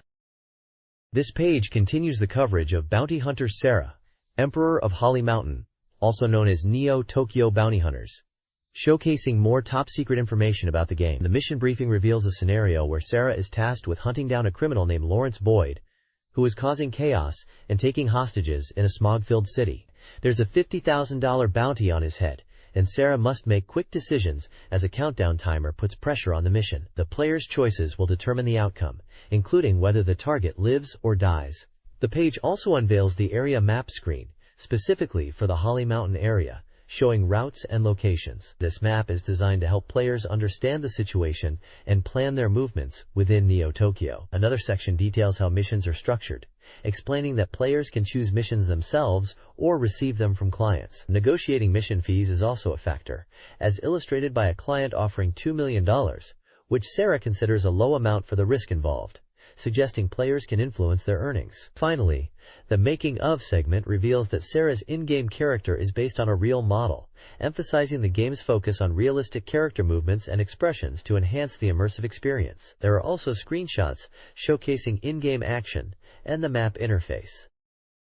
The next page is a character spotlight section focusing on personality, titled Characters' Personality Examination. See their individualities in their lines. It presents 4 characters with their names, screenshots, brief personality descriptions, and example quotes to highlight their individual traits. First is Rinko, described as sporty and competitive, even towards manga. Her quote is about manga not being a necessity. Next is Aya, characterized by her book Exchange Habits and Reserved Nature. Her quote is a polite inquiry about a book, asking, "That book, how is it?" Then there's Minami, depicted as a staff member at a sales event, emphasizing her calm, collected demeanor and focus on customer satisfaction. Her quote is a polite reminder, "Please don't run." Finally, Misaki is shown as someone with high self-esteem and confidence. Her quote is a demanding outburst, implying disbelief that others don't recognize her importance. Wait a minute, you guys! Do you even know who I am, I'm saying? Additionally, the page mentions an Aqua Plus 5/24 release schedule for a game in the ADV plus SLG, adventure and simulation game, genre. It notes that anime broadcasts have begun, and that information about the Dreamcast version is still pending. The page also provides a website address for Aqua Plus. This page is focused on Comic Party for Dreamcast, highlighting the Dreamcast version of the game and related news. It promotes the game with a storefront poster campaign asking, "Have you seen it yet? Storefront poster?" There's also information about a first press limited edition bonus, which is a Hi Mi-Tsu secret colored figure from Leaf Collection series. The page poses a question about what original elements are in the Dreamcast version and when it will be released. A prize draw is announced to give away B2 size posters to 10 lucky readers, featuring a newly drawn smiling illustration of Yuki. To enter, readers need to send in their details including address, name, age, occupation, phone number, and expectations for the DC version, by mail, with a deadline of May 10th. The page also announces that the Comic Party TV anime is being broadcast nationwide on 11 stations, listing several stations and their airtimes. The TV and Dreamcast versions share the same opening song, Kimi no Mamade, and ending song, Katachi no Nai Machi wo Mezashide, with both songs being released on CD. The game is scheduled to be in stores on April 25th. The page includes screenshots showcasing gameplay and character interactions. This page is showcasing the Dreamcast game Happy Lesson, an adventure title focused on heartwarming at-home comfort. The game is about the protagonist living with 5 charming female teachers acting as his mamas. It emphasizes the exciting and dangerous everyday life with these 5 unique women. The page highlights the game's premise and introduces the 5 mama characters, Mutsuki, Kisaragi, Yayoi, Uzuki, and Satsuki, each with a short description. It features a section offering a sneak peek into each of the mamas' rooms, revealing their individual personalities and interests through their room decor. For example, Kisaragi's room is described as surprisingly plain but filled with medicine and mysterious machinery, while Yayoi's room has an antique feel. Uzuki's room is like a child's room, filled with dolls and cosplay outfits, and Satsuki's room is packed with sports goods. The game is listed as an adventure novel, ADV genre, for 1 player on a single disc, and was scheduled for release on April 26th, priced at 6,800 yen, 360 points. The page also gives Kisara and Happy Points gameplay tips, suggesting players should master chemistry symbols, get injections, and pretend not to notice, even if Kisaragi's room is messy. Small text boxes display in-game dialogue, giving a taste of the character interactions within Happy Lesson.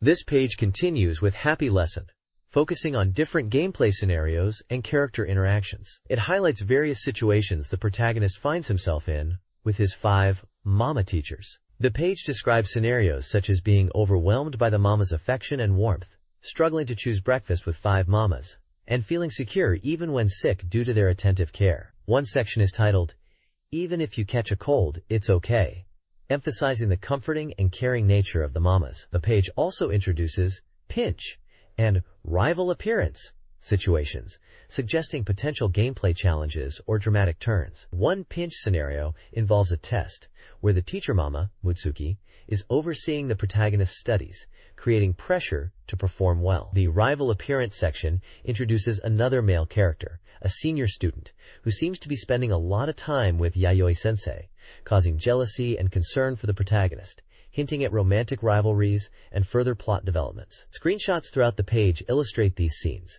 showing dialogue between the protagonist and the mamas in various everyday situations, and hinting at the comedic and heartwarming nature of living with 5 quirky teachers. This page focuses on the adventure game Konohana True Report. The tagline highlights, "The killer is among these 5 people," setting the scene for a mystery. The game is presented as a full-fledged mystery adventure where you play as Watson to solve the case. The story begins when a transfer student arrives at Konohana Academy and quickly finds himself caught up in a murder case after a teacher's body is discovered. The narrative involves complex human relationships and a school legend of a deaf god's curse. The protagonists are Momoe Kato and Hashiba Mika, with Mika eager to solve the case and establish a newspaper club, dragging Kato along to help. The game is priced at 2,800 yen and was slated for release on April 26th.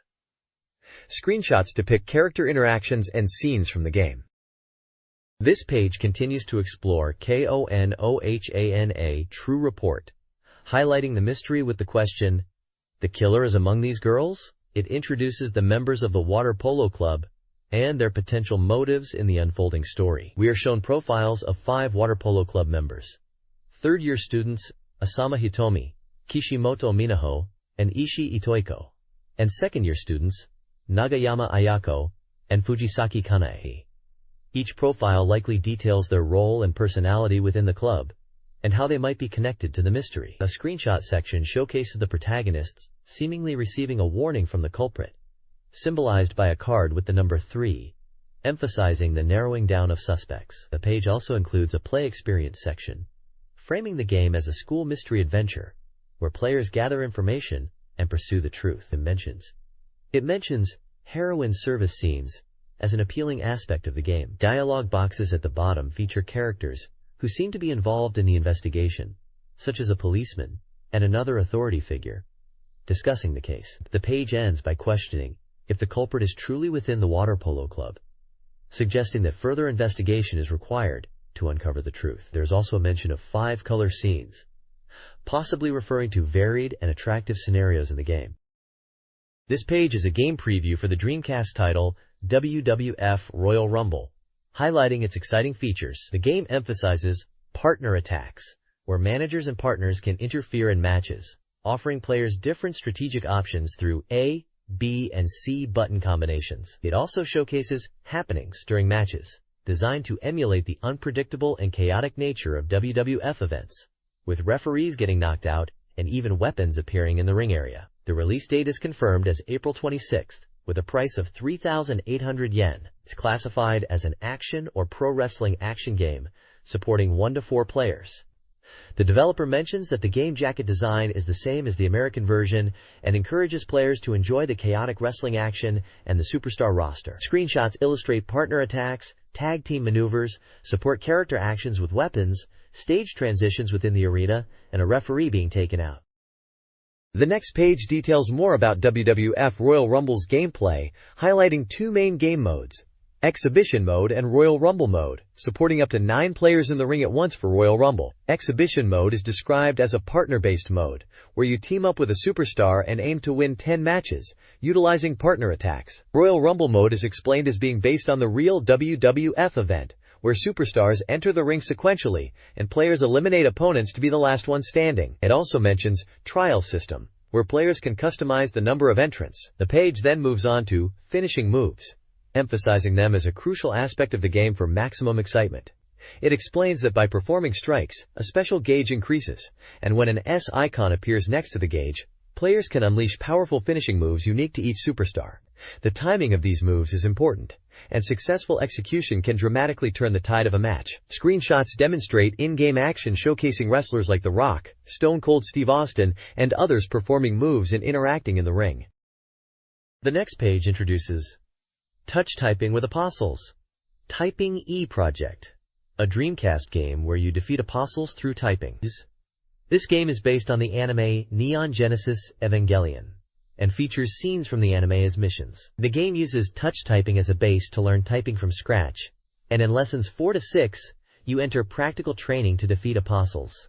It's presented as a game where you can enjoy typing while feeling like you're in the anime world. Lesson 4 focuses on the 8th episode of the anime, featuring Asuka and the Tanker, where you type to control Unit 2 and evade apostle attacks. Lesson 5 is based on the 9th episode, Mind, Heart, Together, where Shinji and Asuka unite, and it seems to involve typing in sync with them. Lesson 6 is about the Magi being invaded by an apostle, requiring players to type keywords within a time limit to repel the apostle. The page also mentions internet ranking functionality, allowing players to register their scores online and compete with others nationwide, aiming for the top of the ranking. It also highlights a special shoulder bag included with the game as a bonus, being a limited production item. The game is described as using words and phrases related to Evangelion, making it enjoyable for fans and possibly helpful for learning typing.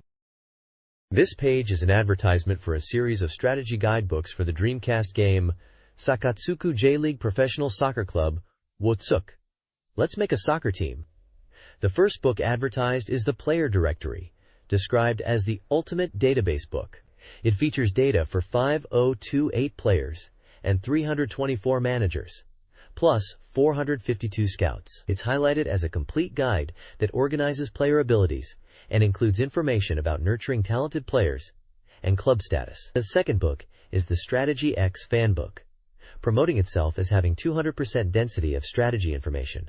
It promises in-depth strategies, selected player data, and Internet, GameSpot, questionnaire results. It claims to be the definitive Sakatsuku book, with bonus content and special recordings. The third book is the complete guide, emphasizing in-depth analysis of 4 key elements: management, training, team tactics, and personnel affairs. It details the important points of club management and player development, and provides information on system tactics and match management. This guide summarizes the Eldorado Gate Volume 4, Episodes 9 to 11 area map. There are no dungeons, but 3 fairy locations exist. The order of dungeon elements is wood, fire, water, impacting crystal use. Alunvira town has a sickness outbreak. Visit Physician EG for cures, and obtain the Cleopatra card and Orga stone. Sakuya Grassland features wood attribute enemies, requiring fire magic. Obtain the small key and wind stake. Snail Coast has water and light enemies. Leaf magic is recommended, and hidden money is present.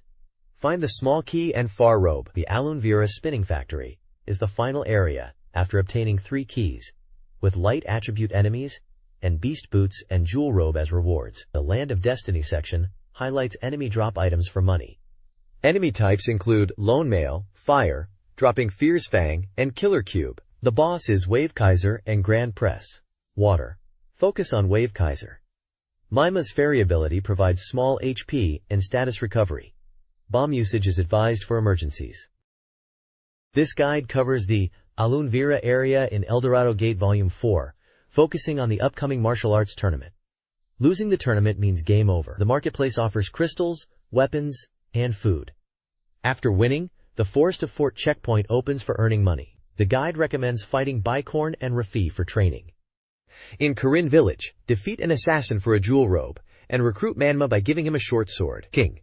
Kingul Valley features Django's subordinates, who drop elemental fruits, wood, water, fire, to balance your team's elements. The Magic Palace has a stone statue puzzle. The area's boss is the Demon Beast King, a water type using blizzard and paralysis, so bring healers and tree type armor. Enemy highlights include assassins with heat attacks and dual Garrel self-destructing attacks. Manshuma's food items are special weapons that are consumed upon use. The next page is a strategy guide focusing on the Saint Knight chapter in Eldorado Gate Volume 4 within the Alunvira area. It details several quests and locations. In Alunvira town, there are 2 booming events, including a Bar Barrel Pawn event. There's also a Bargain at Duff Shop event in town. Venus Forest Road is highlighted for a mass harvest of demon fruit.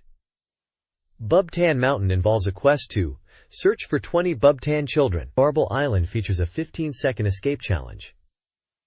The aerial combat ship Xenesis introduces puzzles involving boxes and conveyors. The page also highlights enemy encounters with Bubtan children, the Red Saint Knight, Bubtan, and Gigi.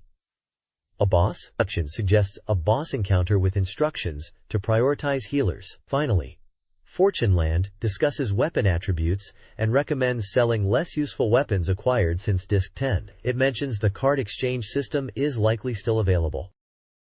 Weekly Gabarin's Eldorado Gate fan page, Volume 22, provides a sneak peek at the upcoming Volume 5. Producer Hirobumi Takashita discusses the demigod characters and Holy Knights, highlighting their conflict. The page also reveals concept art for the Holy Knights aerial combat ship Xenesis, armed with a powerful Diaz cannon. Volume 5, Chapter 13, Bad's Revival Arc. Beastman Bad's Roar focuses on the return of Bad, a beastman seeking revenge after tragedy. Screenshots depict gameplay scenes, including dialogue with Gomes and a battle scene. The page promises more details in the next issue and invites reader submissions. This page is a strategy guide for the Dreamcast adventure game Angel Present, focusing on deepening relationships with the three heroines. It provides strategy advice and event guidance for players. The page explains that the game uses event markers and a real-time system. Players need to efficiently navigate both the real world and the layer world within a limited 3-week in-game time frame to complete the story. The guide specifically details the route for the heroine Eerie, called Fragrant Moon Eerie. It suggests checking event markers to trigger events, and it highlights the importance of observing Eerie's subtle emotional changes while traveling between the real and layer worlds. Gameplay tips are provided for both the real-world aspects of dating Eerie, like going out during sunset, and the layer world aspects where Eerie takes on the role of a heroine in Lingon Village. Advice is also given for a boss battle, suggesting using the sun to weaken the boss and wooden boxes for defense and offense. Finally, there's a walkthrough table outlining Igra's route day by day, listing locations and key events. This guide details relationship-building strategies for the heroines Yuki and Ayame in Angel Present. For Yuki, focus on her interest in insects and meet her at the Insect Museum. A crucial event involves finding escaped butterflies on August 12th, best found in the evening, starting at Jayora Temple. During her boss battle, use logic signs to defeat Piccolo. For Ayame, building a relationship is more complex. Befriend her neighbor, Satori Nai, first. Key events include investigating Azami Village and appreciating her hair design skills. In Ayame's layer world, you'll solve a train accident murder, identifying the culprit among 7 suspects. An early stages key points table summarizes important locations and events for both heroines from August 12th to August 15th, including the library, Azami Village, Satori Nai's house, Kabuto Park, and the elementary school. The next page focuses on Sports Jam, detailing the game's original mode, where medals are earned based on performance and can unlock special items, including new characters. Collecting medals in original mode unlocks new playable characters. You can customize arcade mode by adjusting time and credits. Achieving high scores in original mode rewards players with trophies, with different trophies for 1st, 2nd, and 3rd to 10th places. Bottle cap figures of star players can be collected by clearing modes, and these figures change color in the final stage. Athlete titles can be earned based on in-game achievements, with conditions listed for titles like Sprinter Sportsman, Amateur Sportsman, Arcade King, and King of Sports. There is also an announcement for the Sports Jam Net Ranking Tournament, scheduled for April 13th to April 19th, requiring original mode entry via network mode, with results announced on April 20th on the Sports Jam homepage. This Sports Jam strategy guide outlines key strategies for excelling in various minigames. In 3-point shootout, time your shots precisely. The Great Slugger requires hitting the ball in the selected zone, accounting for a delay. Touchdown Fever demands rapid button presses for effective tackling, best attempted later for increased difficulty. Near Pin Contest in golf emphasizes wind direction assessment and strategic use of backspin. Long Shoot, the soccer penalty shootout, focuses on precise ball placement. Computer Tennis Serve encourages aiming at the mat, utilizing wall hits. Back Rally in ice hockey relies on strategic positioning and power shots. Dory, Direct Ace in soccer suggests quick shooting. Fastest Sprinter emphasizes maintaining speed within the gauge. Batter Match in golf putting stresses reading green undulations. The Kicker in football emphasizes precise cursor alignment. Finally, Hardest Save in ice hockey goaltending involves reacting to puck direction with the B button. This page is a strategy guide for the Dreamcast game Canvas Sepia Colored Motif, a romance simulation game. It focuses on gameplay events happening between the 17th and 20th day in the game, offering hints and choice selections for these days. The guide spotlights 3 main characters, Tachibana Amane, Shinomiya Yu, and Sakurazuka Ren, detailing specific scenes and interactions with each character. For each day from the 17th to the 20th, there are descriptions of events and lists of dialogue choices with indications of which choices are preferable. For example, on the 17th, an event is titled Giving Food to a Rabbit, and the guide provides dialogue options. On the 18th, the event is Evacuation Destination from Typhoon, and includes a screenshot. The 19th includes Coded Love Revenge and Painful Pain Fly Away events. The 20th features Aftermath of That Dog and Love First Bento events. The guide seems to aim to help players navigate relationship choices and events within the game to reach a happy ending with their chosen character. This guide covers gameplay events in canvas sepia-colored motif from day 17 to 20, focusing on specific female characters. On the 17th, Kimiya Yurina's event, Finally Picking Up a Brush protagonist, involves the protagonist's reluctance to paint. Omaneshi's event, Omaneshi, Forgiveness, centers around her forgiveness of the protagonist. Nanajo Yuzu's event, Effort's Worthlessness, likely involves her frustration related to sports. On the 18th, Yurina's event, Although I Tried to Draw It, is about the protagonist's attempt to draw. On the 19th, Omaneshi's event, Omaneshi, Honorable Name, explores the meaning of her name. Finally, on the 20th, Yurina's event, First Meal Together at School, depicts a school lunch scene. Misaki Aya's event, Where is the Love Letter? Quote, involves a love letter and her reaction. This page is an interview section titled, The Making of Canvas, with Daisuke Tonogai, the scriptwriter, and Masaru Miyamura, the director of Canvas Seppiero no Motif. They discuss the game's development, including how the title Canvas was chosen because the protagonist is a painter, inspired by a visual of painting the sky. The initial concept and story were decided by the script team. The number of heroines was set at 5 from the beginning. Character settings were determined individually. For the Dreamcast version, a new character was added, considering that the protagonist is in the art club, and they wanted to expand on that aspect, as it wasn't deeply explored before.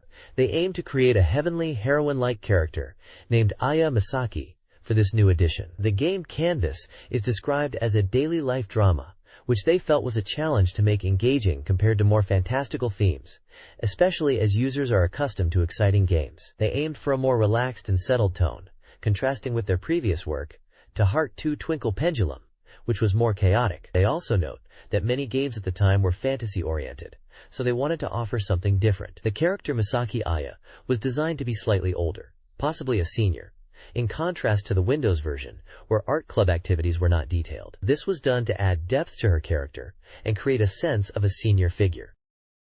In an interview about Canvas Seppiero no Motif, the creators discuss Amane's character design, highlighting her reliance on the protagonist, similar to a spoiled child, though less obvious than Yuzu. They aimed for melancholic, not harsh, bad endings, possibly leading to G-ends. Normal endings will feature the hero and heroine face-to-face. Amane and Yuzu's childhood friendship continues in normal endings, showcasing their innocent, almost naive nature. The creators humorously acknowledge the sinful depth of childhood friend romances. Ruriko's role was intentionally kept limited, and her story was debated during development. Amane is very attached to the protagonist, while also being a class mascot. The interview concludes with a lighthearted question about the protagonist's hand. The interview took place on a lucky day in March at F&C's development room.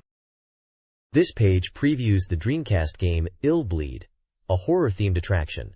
It focuses on the game's third stage and the enhancement surgery system. Players can acquire enhancement parts during stages to upgrade their character's parameters. The page introduces 4 playable characters: Eriko Christie, Kevin Kurtzman, Michelle Waters, and Randy Fairbanks, each with unique starting stats like health, adrenaline, and mental strength. The enhancement surgery section details available upgrades like Bio Body Base, Artificial Brain Miso, and Artificial Blood Solution, outlining their costs and stat boosts, and when you can find them in stages.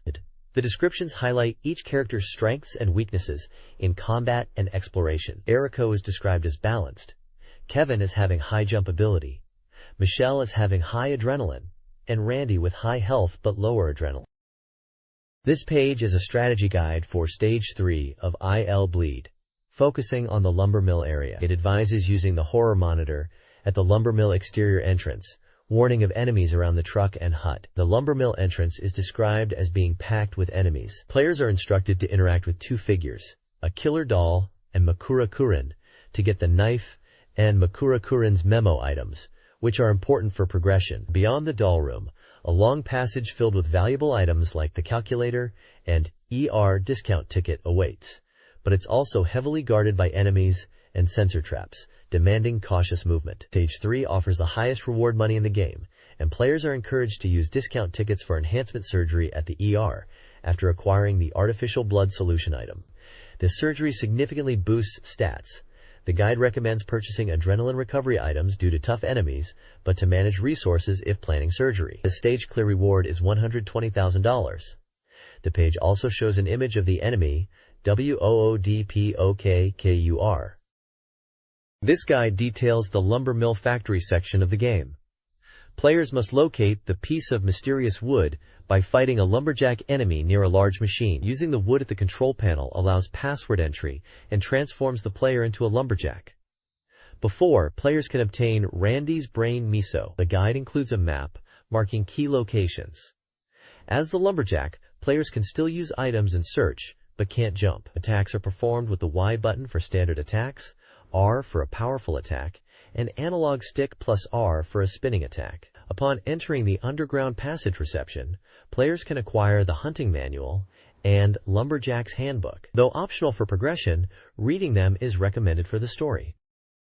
This page is a game guide section focused on the underground passage cave area in the game Ill Bleed. It warns players about murderous tree bats that will attack and emphasizes the need to find the wood-eating worm item on the first floor to open the path to the second floor. The guide advises caution about falling in certain areas of the first floor, as it can lead to significant time loss. The map section 6A and 6B detail the layout of the underground passage and mark locations for items like the wood-eating worm, Relax CD, photo box, and petrified food. On the second floor, the objective is to rescue Randy, and the guide mentions that the path is mostly linear. Randy is found on an operating table, guarded by two dummy man enemies. It's noted that rescuing Randy is possible even without the Randy's Brain Miso item, but doing so may lead to humorous, yet troublesome consequences later. Moving on to the locker passage section, which leads to the final boss fight. The guide warns of more murderous tree bats and recommends obtaining the Substitute Mary item. It hints that wooden materials are necessary to progress further and suggests the upcoming boss, McCraren, will be very strong. The guide then gives advice for the versus McCraren boss fight, suggesting players keep their distance and utilize dodge steps to avoid McCraren's attacks, as close quarters combat is risky due to his grab attacks. This is a strategy guide for days 4 and 5 of EVE 0, Arc of the Matter, the development part of the game. The guide outlines how the protagonist's objectives shift after the initial investigations. Day 4, titled Lunge, has walkthroughs for both Marina and Kojiro. Marina's path involves interactions at the private middle school, including talking to Toa and the police. Kojiro's route also involves the private middle school, with interactions with Yoshi and Makoto, followed by scenes at the Katsuragi Detective Agency office. The guide simplifies navigation by clarifying objectives. It also provides tips, such as a potential irregularity of meeting Glenn at the bar, and suggesting players revisit areas like Jino's research lab if stuck. Additional sections include a little detour part 1 with Toa, and return to school to collect information. The guide advises players to exhaust all dialogue options for optimal information gathering. This section of the EVE0 strategy guide details gameplay walkthroughs, outlining player actions and choices at various locations. These locations include Guy Gear Corporation, Lobby and General Research Building, Imperial University, Library and Hospital, Sand Mansion, America General Affairs Building, Ruth's Room, Police Station, Geno Legacy Research Institute, multiple rooms, and a bar. Specific actions are listed for each location, such as talking to key characters like Sudo, Takabatake, Nishina, and Glenn. The guide provides tips, like re-engaging security guards later. Key events covered include the introduction of Oyama Onashi and organ generation technology. Acquiring a gun involves interacting with Glenn. Dialogue snippets offer additional clues and context to aid the player's progress. This strategy guide for EVE0 continues the walkthrough, outlining actions at specific locations. A key scene, Zapping Point A, involves Kojiro rescuing Ruth, triggering a story branch. The guide provides steps for progressing at various locations, including Guy Gear Corporation's lobby, America General Affairs Building, and a bar. Marina's fifth day, DOUDENUM, focuses on Marina's investigation of extort, requiring players to interact with characters and locations like the police station and Guy Gear. Entrusting the key to Ruth sees Kojiro acquiring an ID but lacking computer access. Kojiro's fifth day, DOUDENUM, involves Kojiro's investigation into extort, with focus on Ruth, Gino, Yayoi, and Makoto. The guide directs players to explore Sun Mansion, Gino Legacy Research Institute, Imperial University Library, and Guy Gear Company, emphasizing interactions with characters and investigating environments. The guide concludes by highlighting Kojiro's missing father's thesis, Book of XTORT, and advises further investigation. This page continues the EVE0 strategy guide, providing a walkthrough for various locations. Starting at the Imperial University Library, it guides players through accessing a computer using username CLIS and password CROSS. Moving on, the guide proceeds to the American Consulate General, Guy Gear Corporation, and even a scenario where missing a bus leads to prison. There are instructions for interacting with characters at a bar, the police station's public security department, Central Park, and Sun Mansion, among other places. The guide highlights Zapping Point B, a key moment in Kojiro's scenario where eavesdropping on a conversation between Ruth and Hiramatsu is crucial. It also touches upon Marina's fifth day, emphasizing that if players are stuck, they should look for Ruth on the main street and use commands up to 15 times. The guide also mentions that the fate of the two main characters hinges on player decisions, particularly around the 6th and 7th day of the game, underscoring the importance of player choice in EVE0.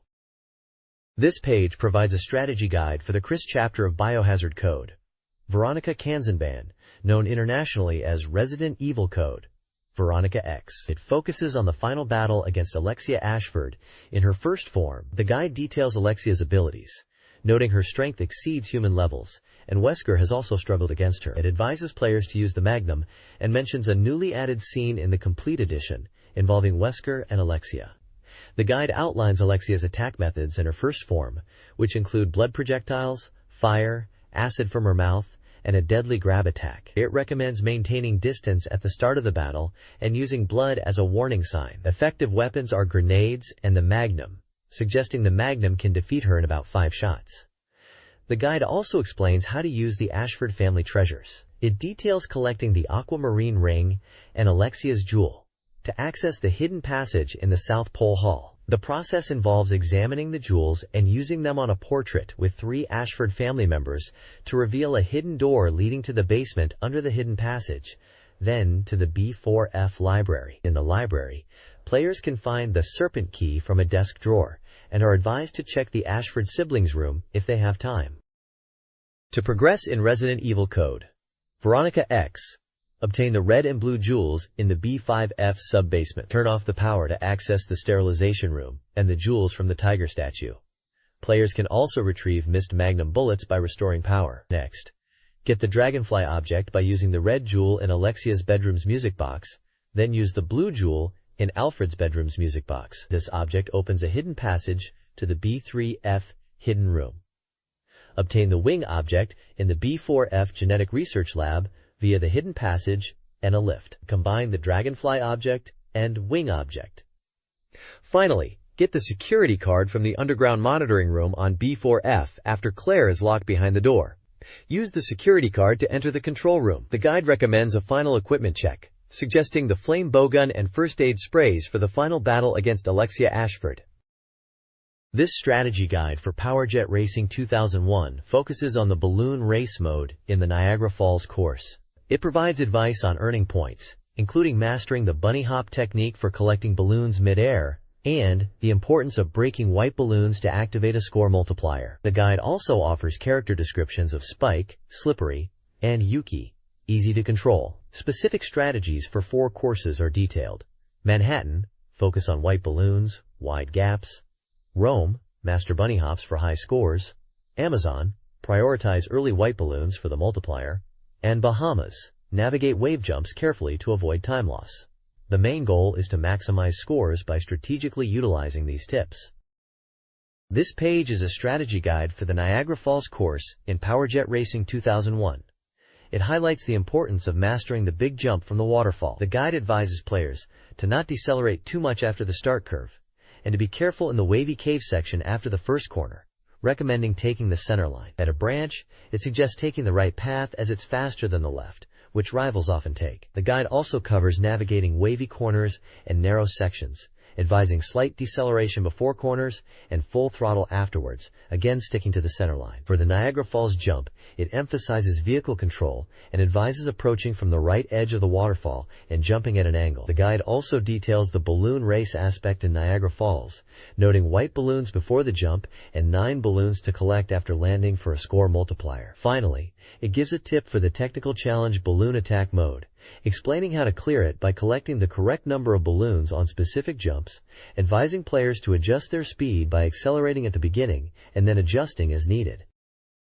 This page is a strategy guide for the Dreamcast game 100 Swords, focusing on mission mode, specifically the intermediate level map 3 called Witch Hunt. The mission objective is to intercept enemy soldiers at key strategic points. The story sets the scene where mounted soldiers are pursuing Gran, and Errol suggests using narrow paths as a tactical advantage. The strategy guide emphasizes using playful soldiers and seed users effectively. It advises positioning the character Feofan in narrow areas to intercept the approaching enemies, utilizing individual unit movement, and employing seed users for unit recovery. The guide recommends weakening the enemy forces using Feofan. Unit details are provided for both allied and enemy units, including names like Falls, Errol, Ashery, Nell for allies, and various dragon soldiers and foot soldiers for enemies. A table outlines different shells obtainable in the game and their effects. And finally, a list of mission names are provided at the bottom of the page.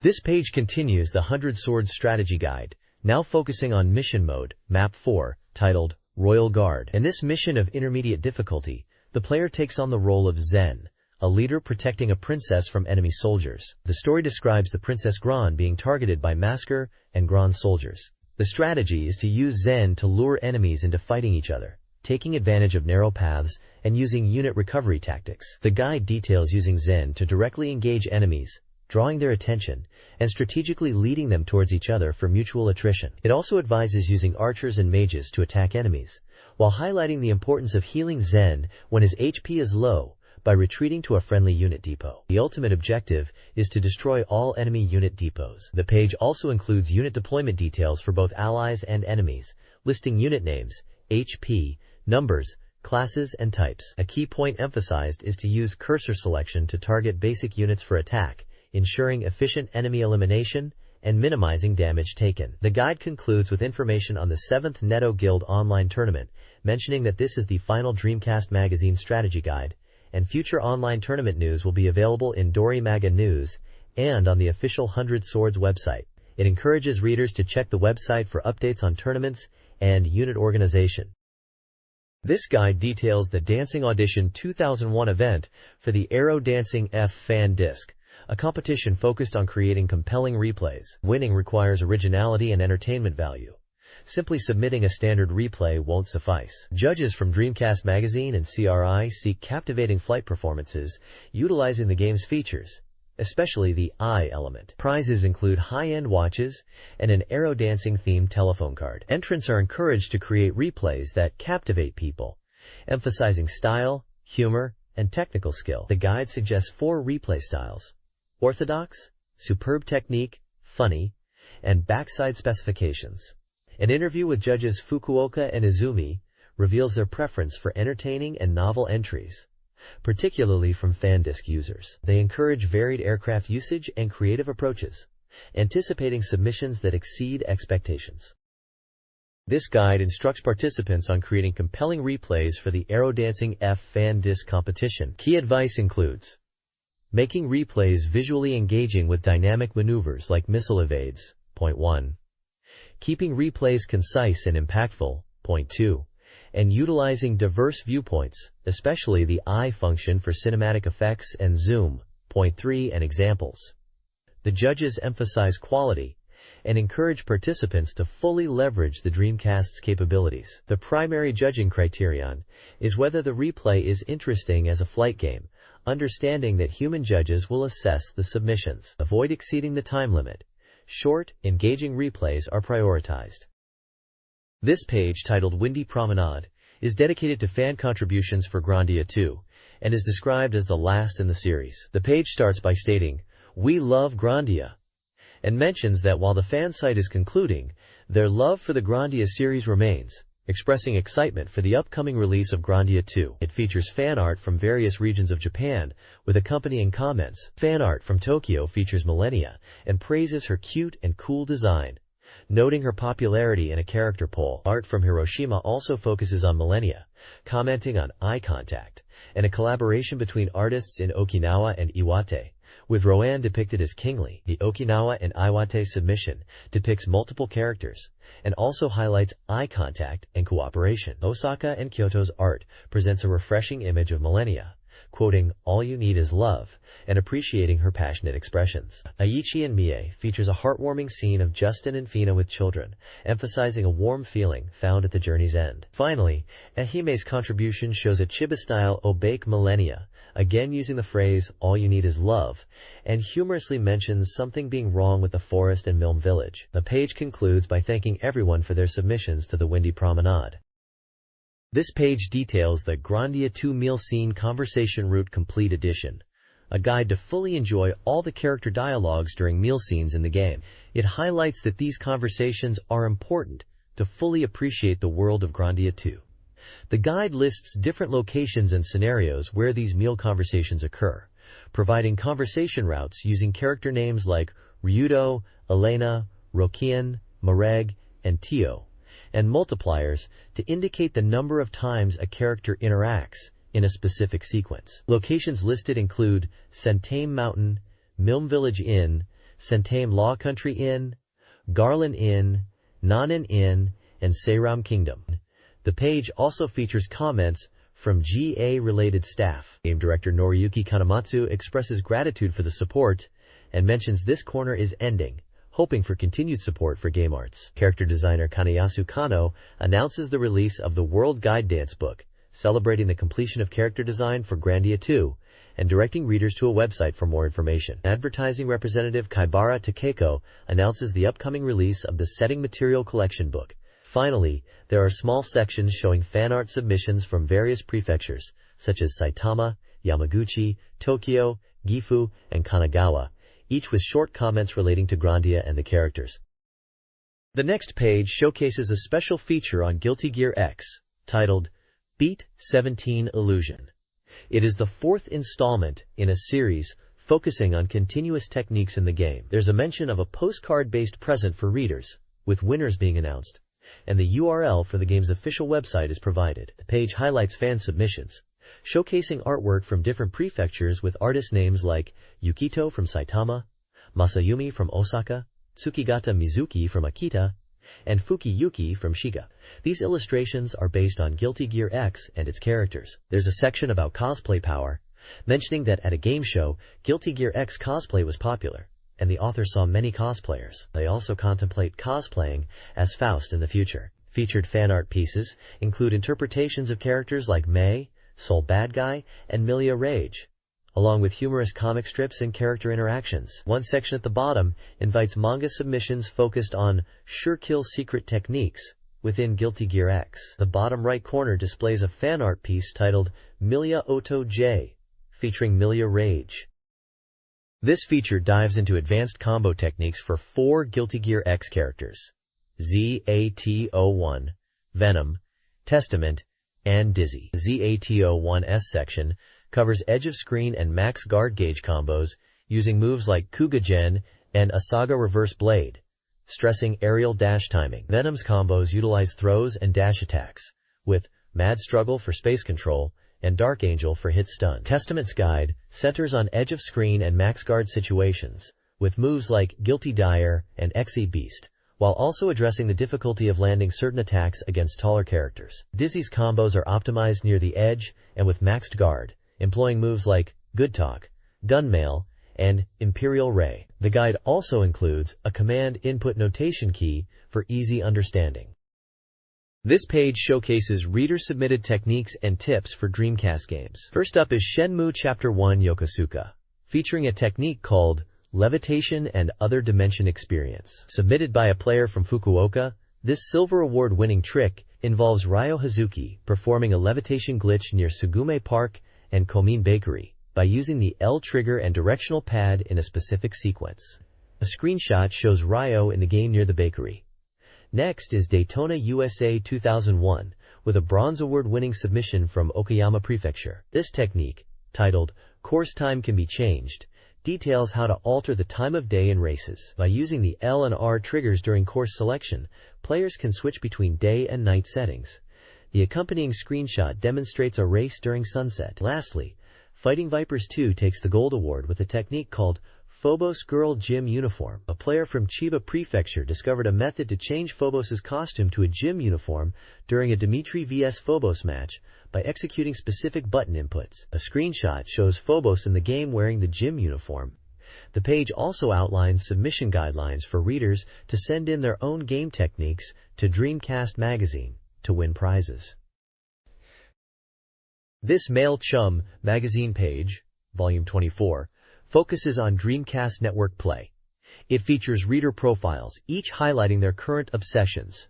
My Boom. These include digital photography, chocolate eggs, Minesweeper, pizza, hamsters, music and piano, 3D avatar chat, internet games, fashion, Harry Potter, and Feng Shui. The Pro Technique Platoon humorously addresses hay fever in games, with tongue-in-cheek remedies. The News Dream Express Start section announces a Dream Point system for network games and content, allowing users to earn and spend points. The page concludes with submission guidelines for reader contributions, including illustrations and letters, and promotes the Raspberry Consultation Room for advice. This Hitmaker webpage from Volume 15 announces the Sega Dreamcast game Sega, released on March 29th for 5,800 yen or 300 Dream Points. The single-player management simulation, available via Dream Direct, focuses on Sega's revival.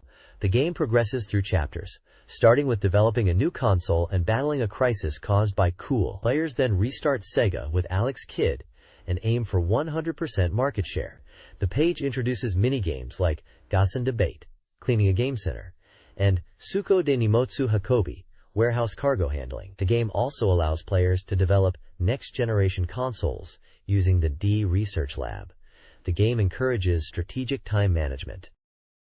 This page details the R&D Department D area within Sega, focusing on developing next-generation consoles. It's all about collecting game souls from famous Sega characters, like Zombie from the House of the Dead, Daughter of the Great General from Dynamite Dika, Dynamite Cop, Opa Opa, Bass from Get Bass, Arl, Alex Kidd, Baku Baku Lion and Panda, Baku Baku Dog, Dragon, Lister from Rystar, Knights, and Sonic. Each character represents a different soul type, such as Rot, Wisdom, Fun, Fish, Sound, Skill, Laughter, Technique, Heat, Power, Star, Dream, and Speed. The page shows a map of the R&D Department D area and explains the process of soul fusion. You collect souls and place them on a pedestal to start fusion to develop new consoles. You need to use souls of the same color and stop a roulette to set the soul order. Reaching 100% development status completes the console. This development is limited to once per playthrough of Sega. The page lists various soul combinations and the resulting Dreamcast consoles you can create, such as MMR4, System Master, Mark II-I, Terra Drive, Mega Answer, 32X, FM Unit, Game Gear Micro, Mark II-I Twin, Mini X, DCX, Swatika, Google Jukebox, Egg Choco, Jinmen, Ultramira, Mega C, Rinsen Manzai, and Sega Sen. There's even a hint about a hidden console that can be made without using the same color souls.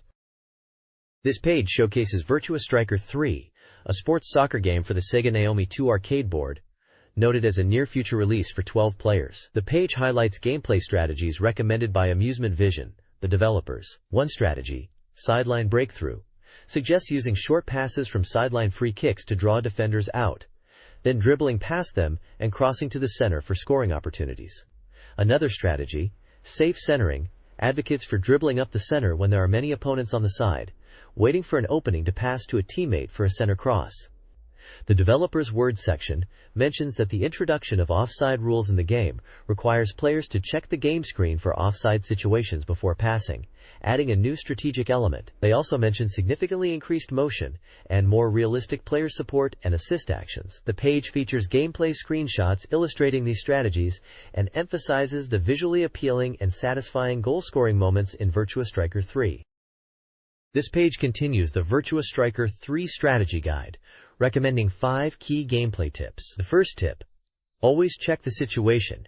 Advises players to use headers to clear goal kicks and to constantly monitor player positions and the radar to understand the game situation and anticipate upcoming actions. The second tip: read ahead of the game.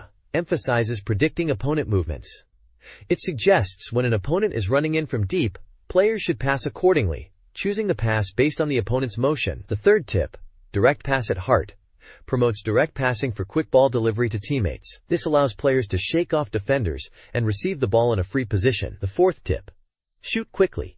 Cautions against excessive dribbling near the goal as the goalkeeper will advance. It advises shooting quickly after pressing the shoot button and considering the time needed to power up the shot. Finally, the fifth tip: aim for the course. Warns that being tackled during a shot motion will likely result in losing possession. It recommends deciding the shooting direction and then releasing the shot, with aiming for the side of the goal being ideal. Throughout the page, developers' word boxes are present, providing additional insights and comments on the gameplay mechanics and strategic elements of Virtua Striker 3. They highlight that the game emphasizes realistic player movements and tactical decision-making. The next page focuses on combination play strategy for Mobile Suit Gundam Federation vs. Zeon. It emphasizes the importance of teamwork in winning team battles, moving beyond relying solely on individual mobile suit performance. The page highlights 3 key points for effective combination play. Point 1 advises concentrating attacks on a single enemy unit, recommending that in 2 vs 2 situations, focusing fire on one opponent is crucial. Point 2 warns about friendly fire when providing cover fire, especially with bazooka-type weapons due to their splash damage. Point 3 stresses maintaining distance from allies to avoid getting caught in friendly fire and to allow for better flanking opportunities. Additionally, the page includes check sections. Area over warns players about straying too far from the battlefield, indicated by orange lines, which will trigger autopilot and leave players vulnerable. Bullet compatibility advises on weapon selection, noting that beam weaponry is strong against bazookas and physical weapons, and suggests avoiding direct bazooka confrontations with beam weapon users. The game is described as a team battle action game for 1 to 4 players, running on the Naomi arcade board and with a Dreamcast version planned for release by Bandai. The publisher is Banpresto, and development and sales are by Capcom, and it is currently in operation in arcades. This guide for Mobile Suit Gundam Federation vs. Zeon details Mobile Suit MS fighting styles and strategies. The Gundam excels with its beam rifle and bazooka, while the GOG benefits from close-quarters combat, requiring strategic use of movement to close the distance. The Gelgoog is best at mid-range, utilizing its beam rifle and naginata. An interesting section explores the potential advantage of solo play with a CPU partner in 2 vs 2 matches, suggesting the CPU's consistency and potential difficulty adjustments may give the solo player an edge over a human partner. The guide also covers the MS-06 Zaku 2, crucial to the Principality of Zeon's forces. Various Zaku 2 types are presented, showcasing their specifications and weaponry, including the Zaku machine gun, bazooka, heat hawk, cracker grenades, grenades dispersing multiple grenades, and missile pods, shoulder-mounted launchers.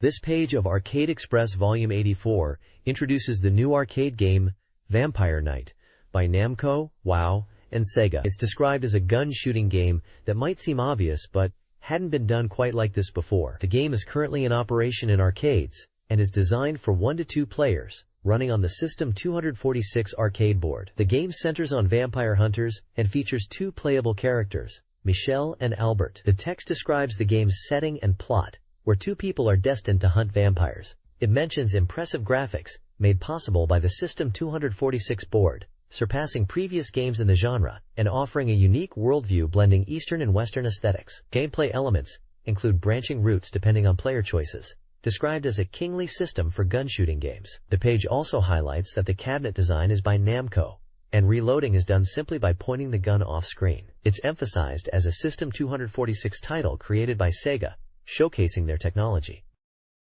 Vampire Night follows vampire hunters Michelle and Albert as they battle through a vampire-infested village and castle. Chapter 1 introduces the setting and the hunters' mission to save villagers. Chapter 2 sees them enter a castle, searching for kidnapped parents and accompanied by Carol, a survivor.